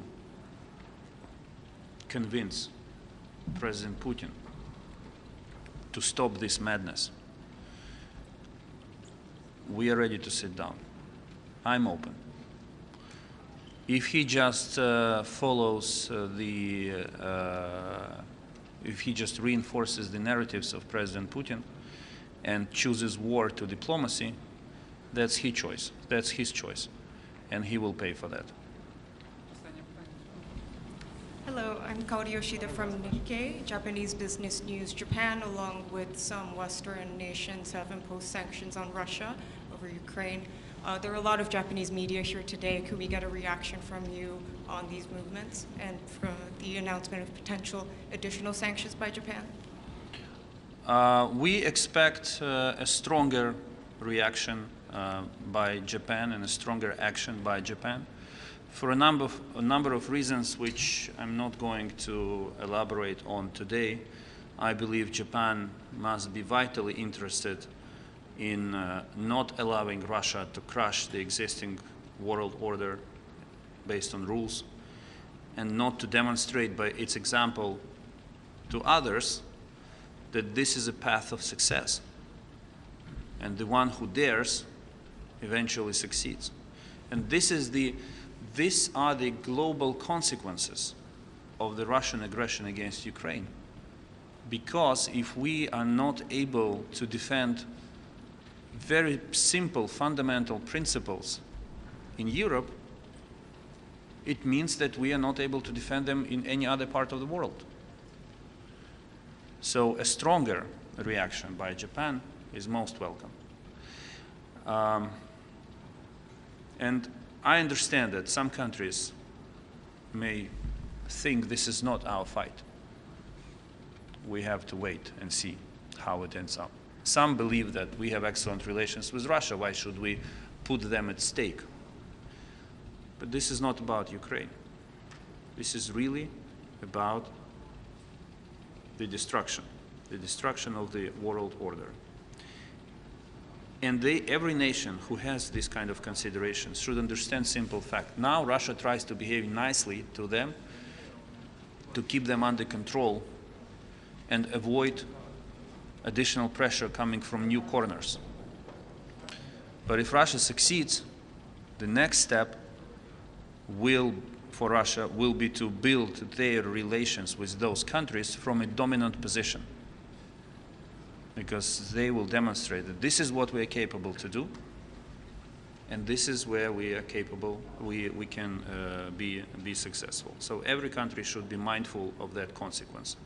Russia may smile to you today, like they did with Minsk agreements. For 7 years they were convincing everyone that Minsk agreements is the only and fundamental basis for diplomatic solution. They were saying on every corner that Minsk agreements were endorsed by the UN Security Council resolution. This is a sacred document that everyone has to focus on. But one morning they changed their plan and they abandoned everything. It's crazy. A permanent member of the United Nations Security Council killed the document endorsed by the United Nations Security Council resolution, which they supported and had been convincing everyone to follow it. So the mood, the attitude can change in a day, and every country should understand that. Every country should understand that making compromises comes at a price to all. Thank you. Have a good day. Stay safe.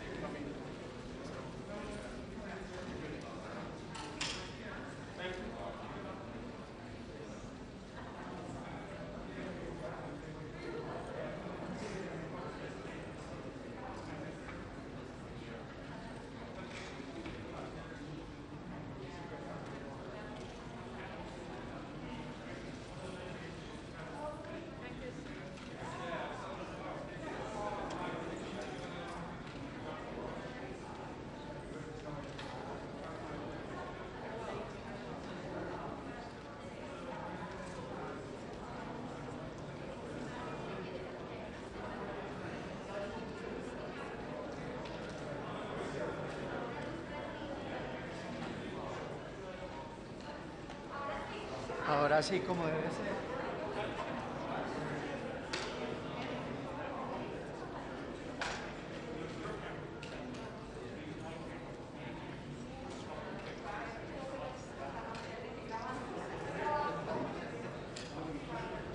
Millions d'Ukrainiens.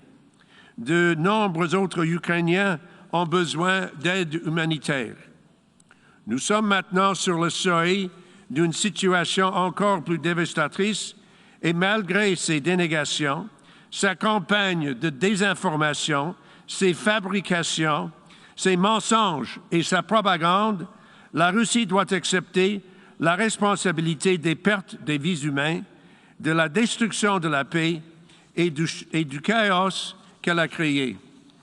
We strongly condemn the recognition by Russia of the so-called Donetsk and Luhansk People's Republics and its decision to move troops into Ukraine under what they call peacekeeping, but anyone else who understands the meaning of language would call war making. They're not peacekeepers.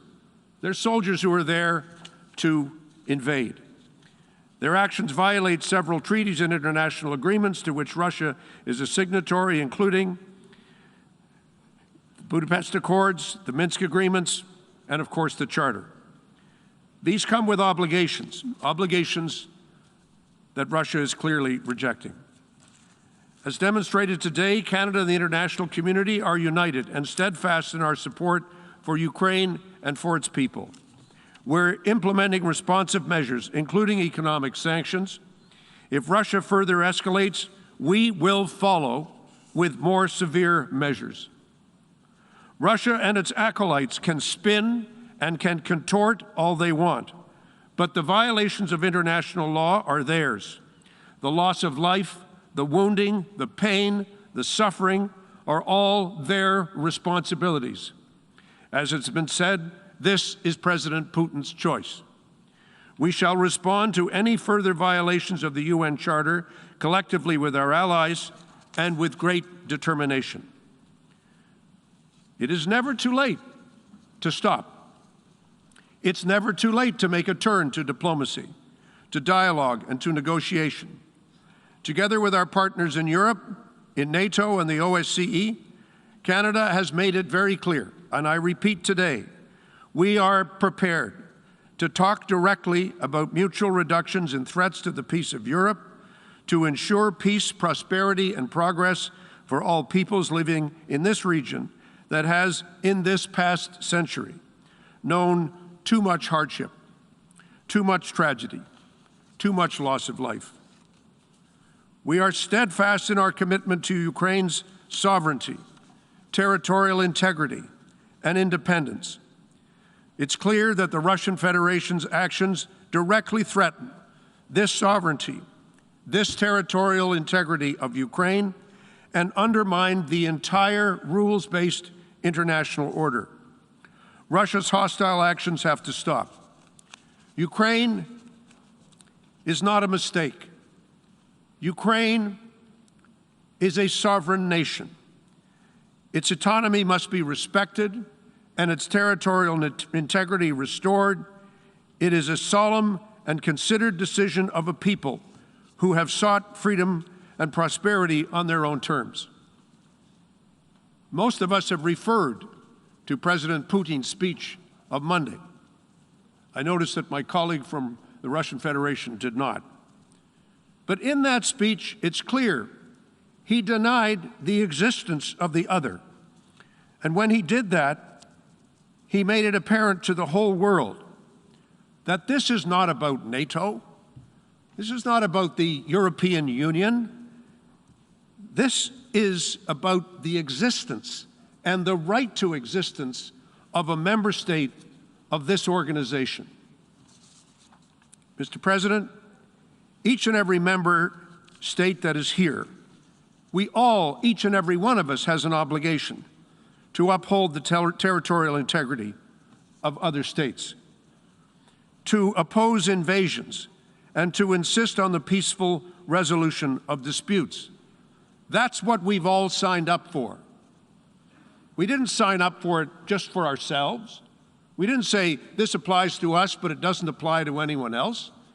It applies to all of us No matter how big or how small you may be, it applies to each and every one of us. No nation, no matter how powerful it may be, can take the law into its own hands.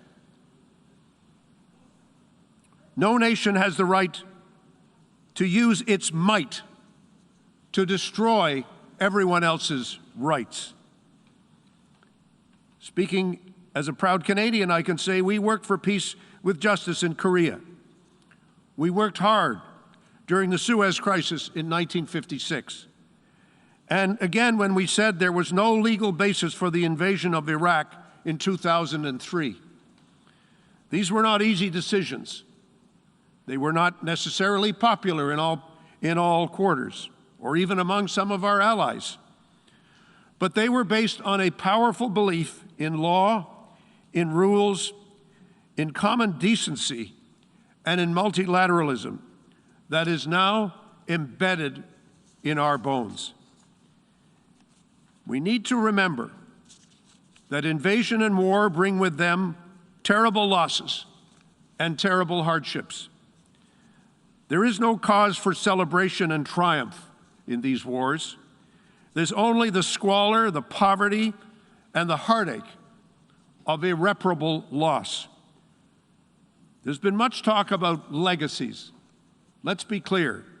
That will be the only legacy of those who are responsible for this entirely avoidable conflict. All those countries formerly under the yoke of tyranny, communism, empire, they share this right with Ukraine. Canada's history and our proud association with all the people of Eastern Europe have led us to this point. We are partners in peace. We are partners in the quest for security and prosperity, and partners in the struggle for a world bound together by peaceful, friendly relations among nations and a common commitment to democracy and the rule of law. Mr. President, in closing, I would say this. In the darkest days of World War II, it is said that a representative of the United States government, Harry Hopkins, was having a meeting with Winston Churchill. And at the end of that meeting, he said, "Whither thou goest, I will go. Whither thou lodgest, I will lodge. Thy people shall be my people." And so Canada says to Ukraine and to all those who are challenged, whither thou goest, we will go. Thank you, Mr. President. I thank the distinguished representative of Canada for your statements.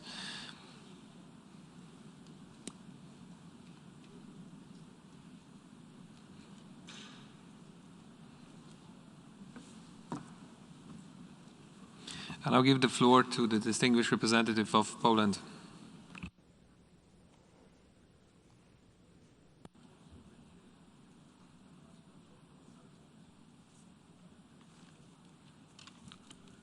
Mr. President, distinguished delegates, we are gathered in this chamber because we, the peoples of the United Nations, all and each of us, have pledged to the UN Charter to, I quote, reaffirm faith in fundamental human rights, the dignity and worth of the human persons, in the equal rights of the men and women, and all nations, large and small.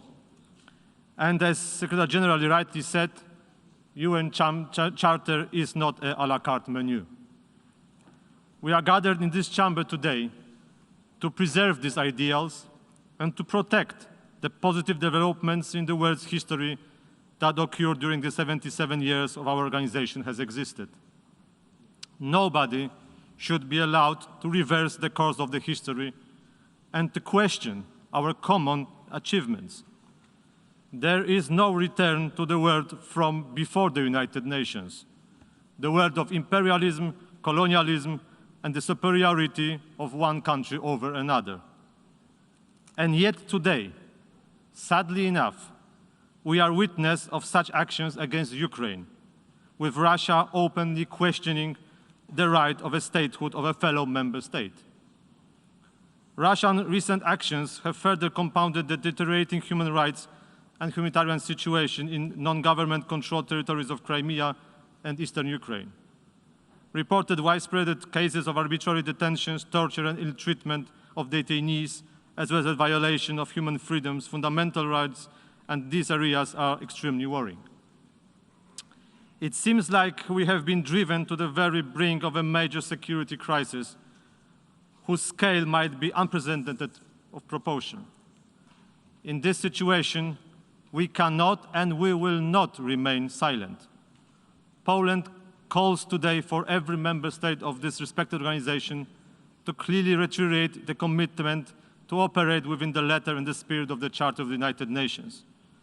Article 2 of the document stipulates clearly, and I quote again, all members shall refrain in their international relations from the threat of or use of force against the territorial integrity or political independence of any state, end of quote.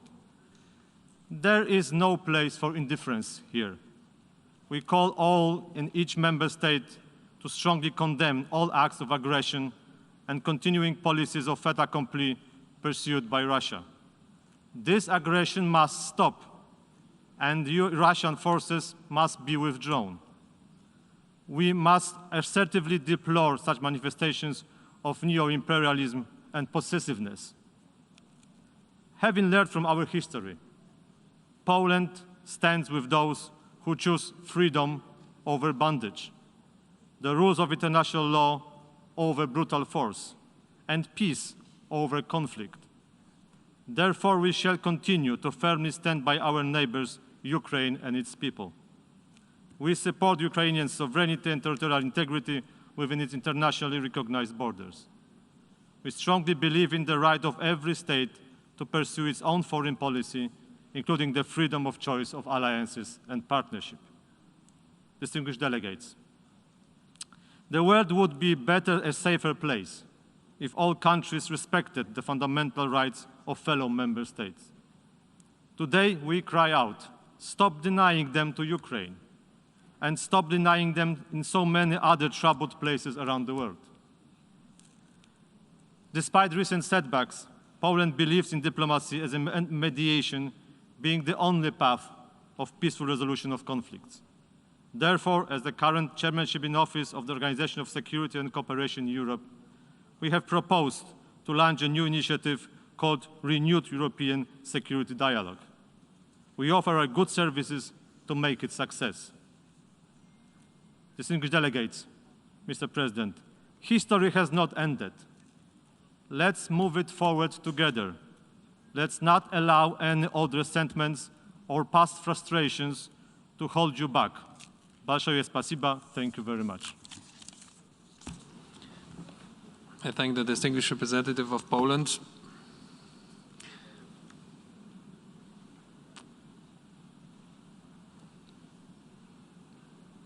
And I'll give the floor to the distinguished representative of Croatia.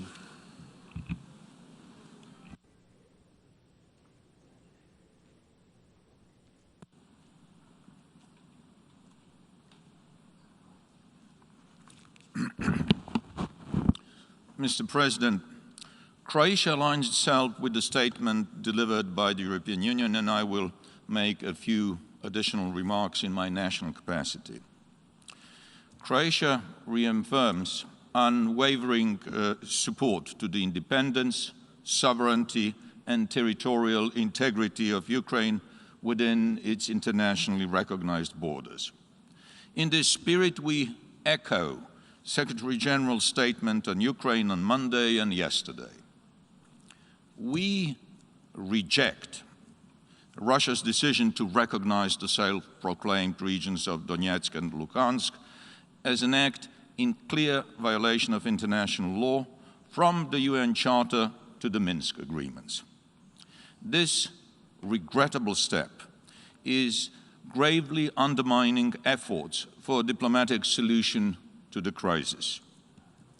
We reiterate Croatia's consistent and principled position of non-recognition of the illegal annexation of Ukraine's Autonomous Republic of Crimea and the city of Sevastopol. We also continue to be worried about the militarization of the Crimean Peninsula, as well as by further attempts to restrict freedom of navigation through the Kerch Strait, including to and from the Sea of Azov. Croatia consistently supports a peaceful resolution to the conflict in eastern Ukraine by diplomatic means. We reiterate our full support for the efforts of the Normandy format, the Trilateral Contact Group, and the Organization for Security and Cooperation in Europe, as well as the other diplomatic initiatives and missions. Now is the time to engage constructively towards a sustainable and peaceful solution, with a view to the full implementation of the Minsk agreements. We also remain deeply concerned with reports of serious violations and continuous deterioration of human rights and humanitarian situation in eastern Ukraine, as well as in Crimea.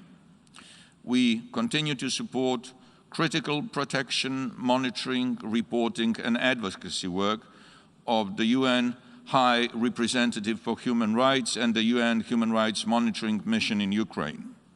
We are concerned with numerous ceasefire violations and support the work of OSCE Special Monitoring Mission, and in current circumstances, particularly ask Russia to ensure the personal safety of the monitors and to allow unhindered implementation of their duties under the agreed mandate. After 8 years of conflict, the deteriorating security situation in eastern Ukraine has dire consequences for all Ukrainians, especially millions of civilians living in and near the conflict zone. Distinguished delegates, we need no further threatening escalation. What is required is immediate return to dialogue based on international law, in particular the UN Charter and the Minsk agreements. The relevant General Assembly resolution on Ukraine, as well as the recommendation contained in the reports of the United Nations Human Rights Monitoring Mission in Ukraine. I thank you. I thank the distinguished representative of Croatia.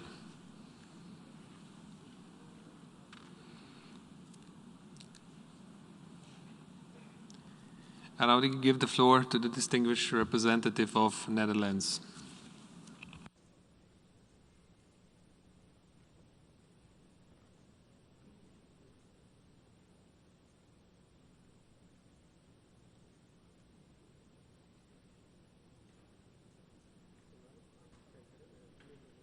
Thank you, Mr. President. The Kingdom of the Netherlands aligns itself with the statement made by the European Union, and I would like to make some additional remarks in my national capacity. Mr. President, we meet at a time when, as the Secretary General said, the UN and the international system are being tested. The decision of the Russian Federation to recognize the so-called independence of and send troops to the separatist-controlled territories in Ukraine is a violation of the sovereignty and territorial integrity of Ukraine. It is also a violation of the UN Charter and of the Minsk agreements endorsed by the Security Council.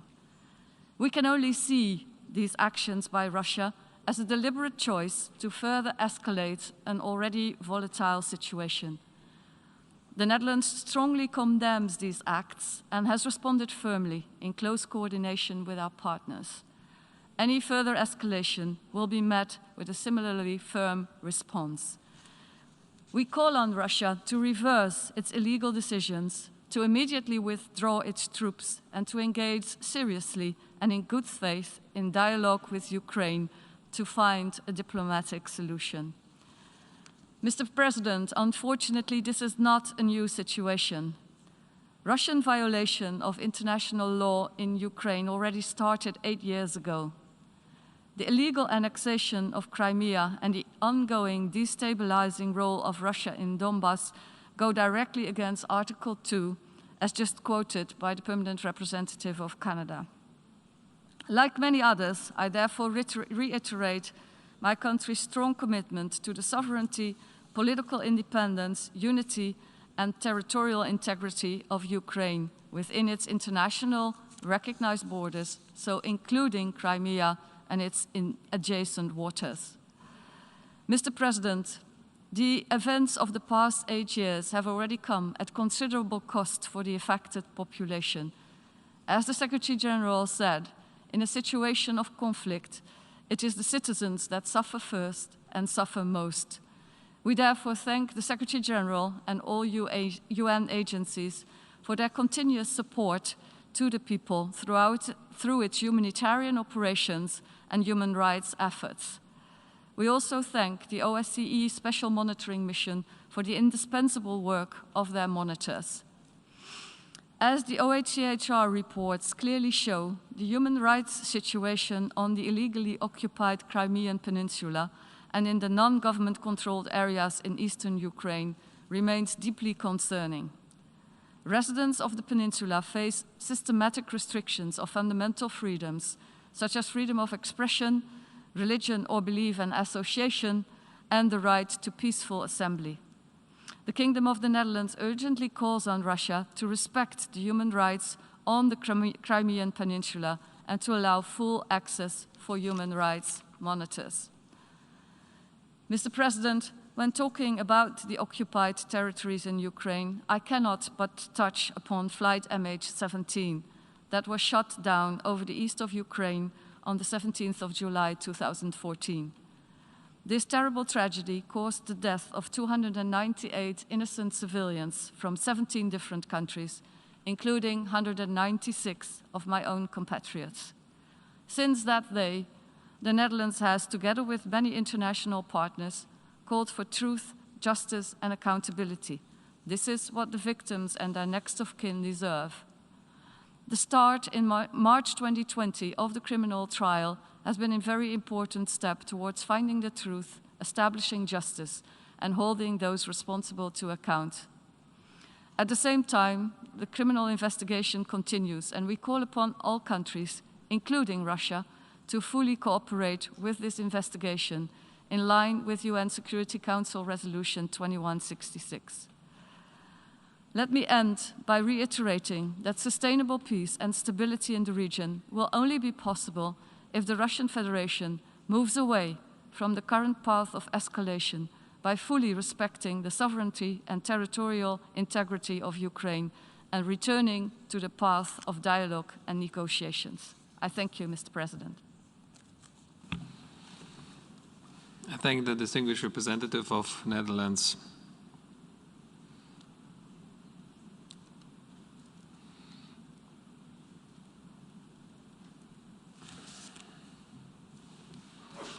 I now give the floor to the distinguished representative of Switzerland.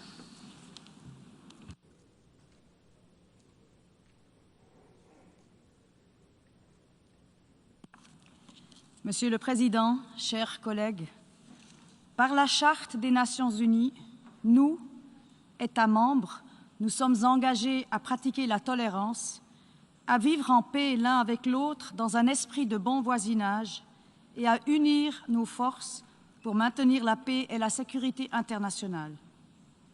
Nous nous retrouvons aujourd'hui, beaucoup l'ont déjà dit, à la croisée des chemins.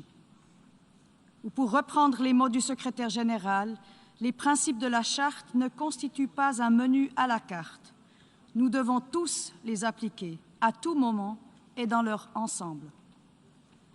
La reconnaissance par la Fédération de Russie des régions ukrainiennes de Donetsk et Luhansk dans leurs frontières administratives comme États indépendants constitue une violation de l'intégrité territoriale et de la souveraineté de l'Ukraine et donc une violation manifeste du droit international, en particulier de la Charte des Nations Unies. La Suisse condamne ces violations par la Russie. En reconnaissant l'indépendance de ces régions, la Russie a aussi violé les accords de Minsk qu'elle a co-signés. Ces accords servent de base à la désescalade et à la résolution politique pacifique du conflit dans l'est de l'Ukraine. En tant que membre du groupe de contact trilatéral, la Russie a l'obligation de soutenir la mise en œuvre des accords de Minsk. Elle s'est également engagée à les mettre en œuvre par le biais de la résolution 2202 du du Conseil de sécurité. La Suisse est fortement préoccupée par l'envoi de troupes russes dans l'est de l'Ukraine et par le risque élevé d'une escalade militaire. Elle appelle la Russie à respecter ses obligations internationales et à revenir sur ses actes, ainsi qu'à retirer ses troupes et à contribuer à la désescalade. La Suisse réitère son plein soutien à l'indépendance, à la souveraineté et à l'intégrité territoriale de l'Ukraine à l'intérieur de ses frontières internationalement reconnues. Mon pays appelle tous les acteurs à respecter le droit international, notamment le droit international humanitaire et les droits de l'homme. La population civile lourdement éprouvée, les personnes hors de combat et les infrastructures civiles doivent être protégées. Les besoins humanitaires sont élevés. Face à cette crise, la Suisse souligne le rôle essentiel de l'Organisation pour la sécurité et la coopération en Europe et de sa mission spéciale d'observation. Cette mission civile et non armée doit pouvoir remplir son mandat sans interférence et avoir un accès sûr et sécurisé à toute l'Ukraine. Mon pays continue de soutenir la mission et notre personnel y restera engagé. Nous en appelons à la poursuite d'une résolution diplomatique et politique du conflit et saluons l'offre de bons offices du secrétaire général des Nations unies. Monsieur le Président, cela fait 8 ans que cette Assemblée se réunit chaque année en réaffirmant son soutien à l'intégrité territoriale de l'Ukraine, suite à l'annexion de la République autonome de Crimée et de la ville de Sébastopol par la Fédération de Russie. Tous les ans, mon pays, comme beaucoup d'autres, réitère sa condamnation de l'annexion comme un acte contrevenant au droit international. Depuis 8 ans, la population civile affectée par le conflit voit son espoir légitime pour un avenir plus sûr et plus pacifique déçu. Il est grand temps que cela change. La violence engendre la violence. Elle n'est jamais une solution. Les conflits doivent être résolus par des moyens diplomatiques. Le chemin du dialogue doit toujours rester ouvert. La Suisse reste à disposition pour soutenir tous les efforts dans ce sens. Je vous remercie. I thank the distinguished representative of Switzerland.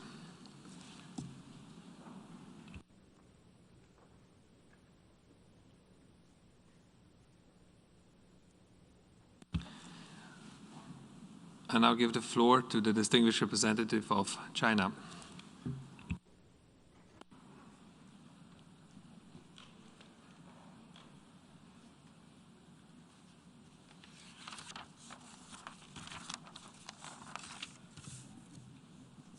President,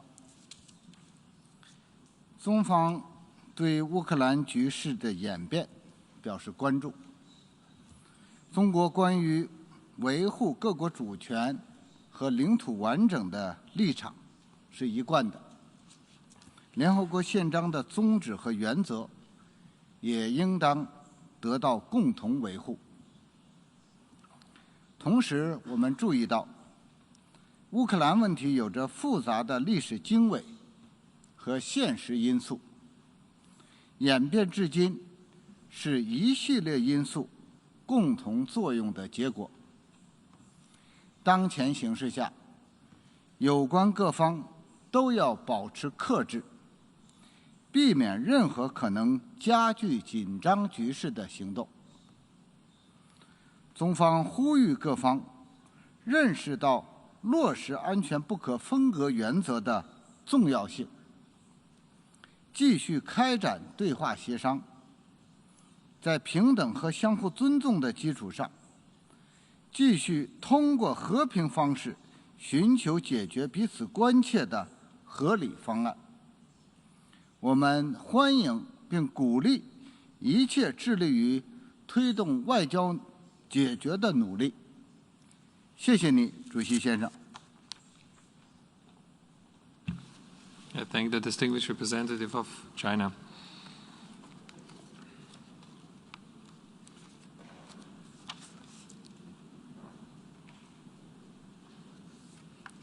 And I'll give the floor to the distinguished representative of New Zealand.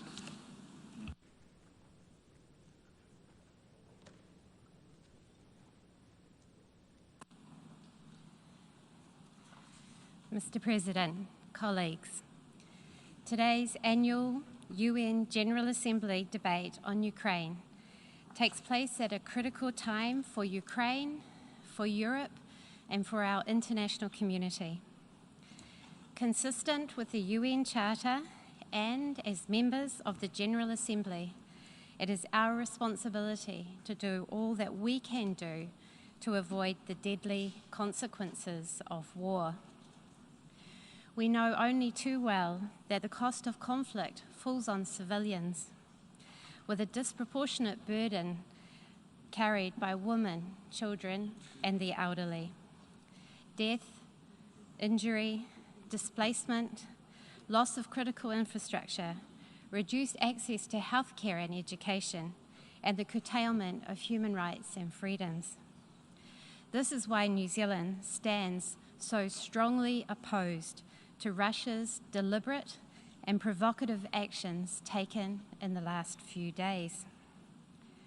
Russia's actions represent a clear breach of Ukraine's sovereignty and territorial integrity, and a sharp violation of international law and the Minsk agreements.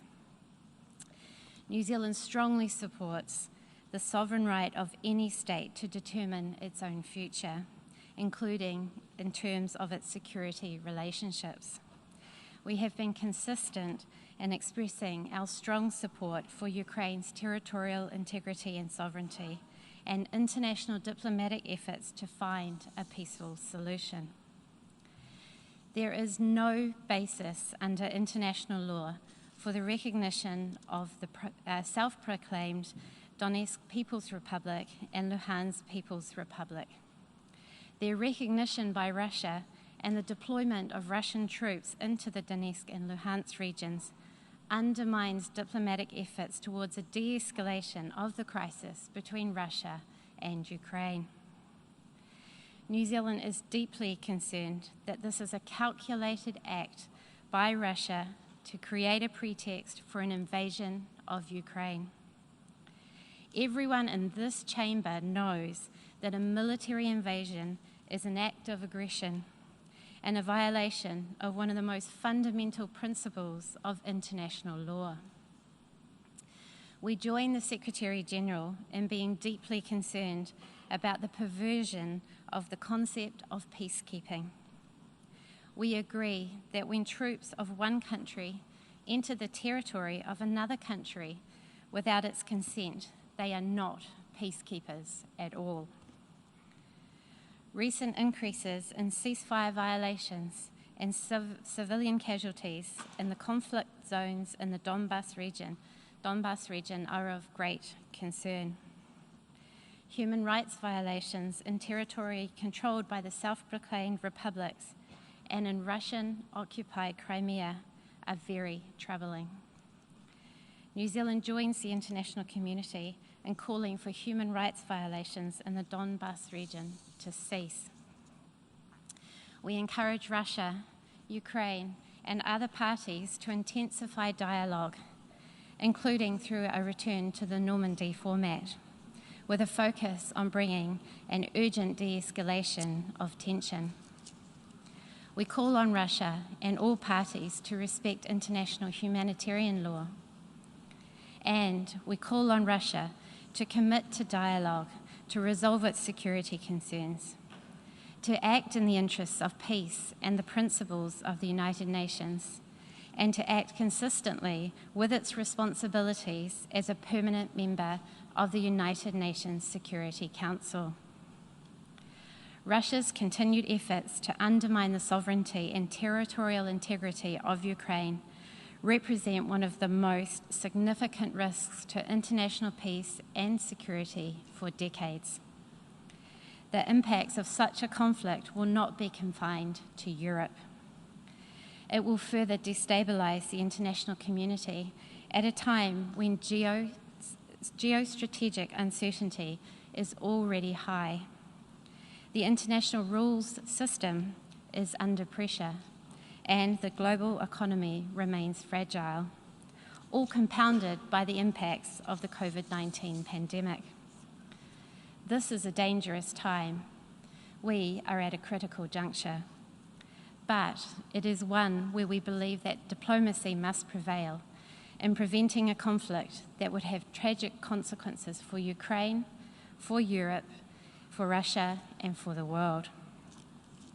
New Zealand supports the Secretary-General's rallying call to resolve this crisis without further bloodshed.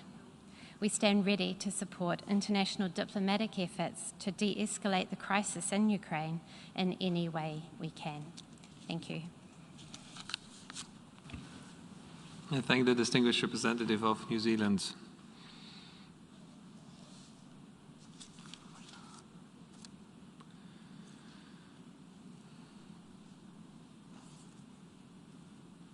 I now give the floor to the distinguished representative of Italy.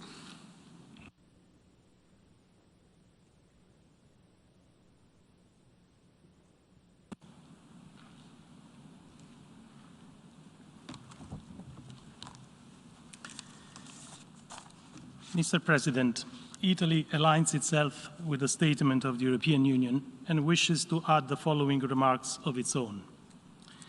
We strongly condemn the decision by the Russian Federation to recognize the independence of the self-proclaimed republics of Donetsk and Lugansk and to deploy Russian forces in the Donbas region.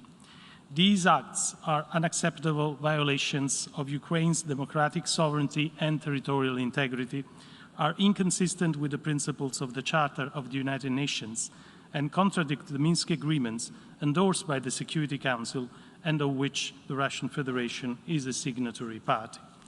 The EU has already responded to these violations with additional restrictive measures, including on economic relations and trade with the non-governmental controlled areas, in the financial sphere with asset freeze of some banks and restrictions on sovereign debt, as well as against individuals and entities responsible for undermining the territorial integrity of Ukraine.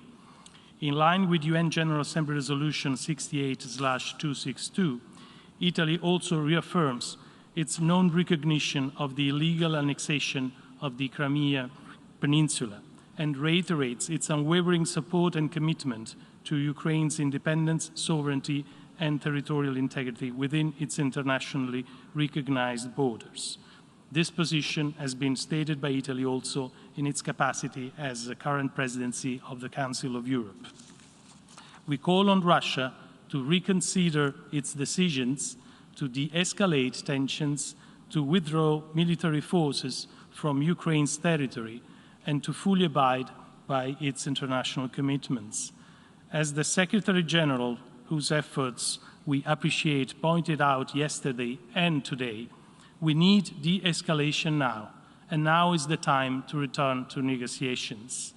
We urge Russia to pursue dialogue on security issues through the US-Russia Strategic Stability Dialogue, the NATO-Russia Council, and the OSCE. We commend the renewed OSCE European Security Dialogue launched by the Polish OSCE chairmanship in office, and we encourage Russia to engage constructively in it. While the offer of dialogue remains standing, any further military initiative against Ukraine would trigger an additional united and firm response. Mr. President, after almost 8 years of conflict and in light of the latest developments, we are more and more concerned about the condition of the civilian population in Ukraine, which continues to bear the heaviest burden. It is of the utmost importance to provide effective and unhindered assistance to those in need and to help preserve the economic and financial stability of Ukraine, which is being further undermined by the current crisis environment. In this regard, Italy intends to support Ukraine with an amount of around 110 million euros in aid credit and grants. Building on the support that it has provided since 2014, Italy remains committed to do its part together with its European partners and in full solidarity with the Ukrainian people. Mr. President, Italy will continue to be actively engaged in close coordination with its European partners and with its allies to promote a peaceful solution to this crisis and to avert a conflict at the heart of Europe, which would have disastrous humanitarian and economic consequences. I thank you, Mr. President. I thank the distinguished representative of Italy. We have heard the last speaker in the debate on this item for this morning. We shall hear the remaining speakers at 3 p.m. today in this hall. The meeting is adjourned.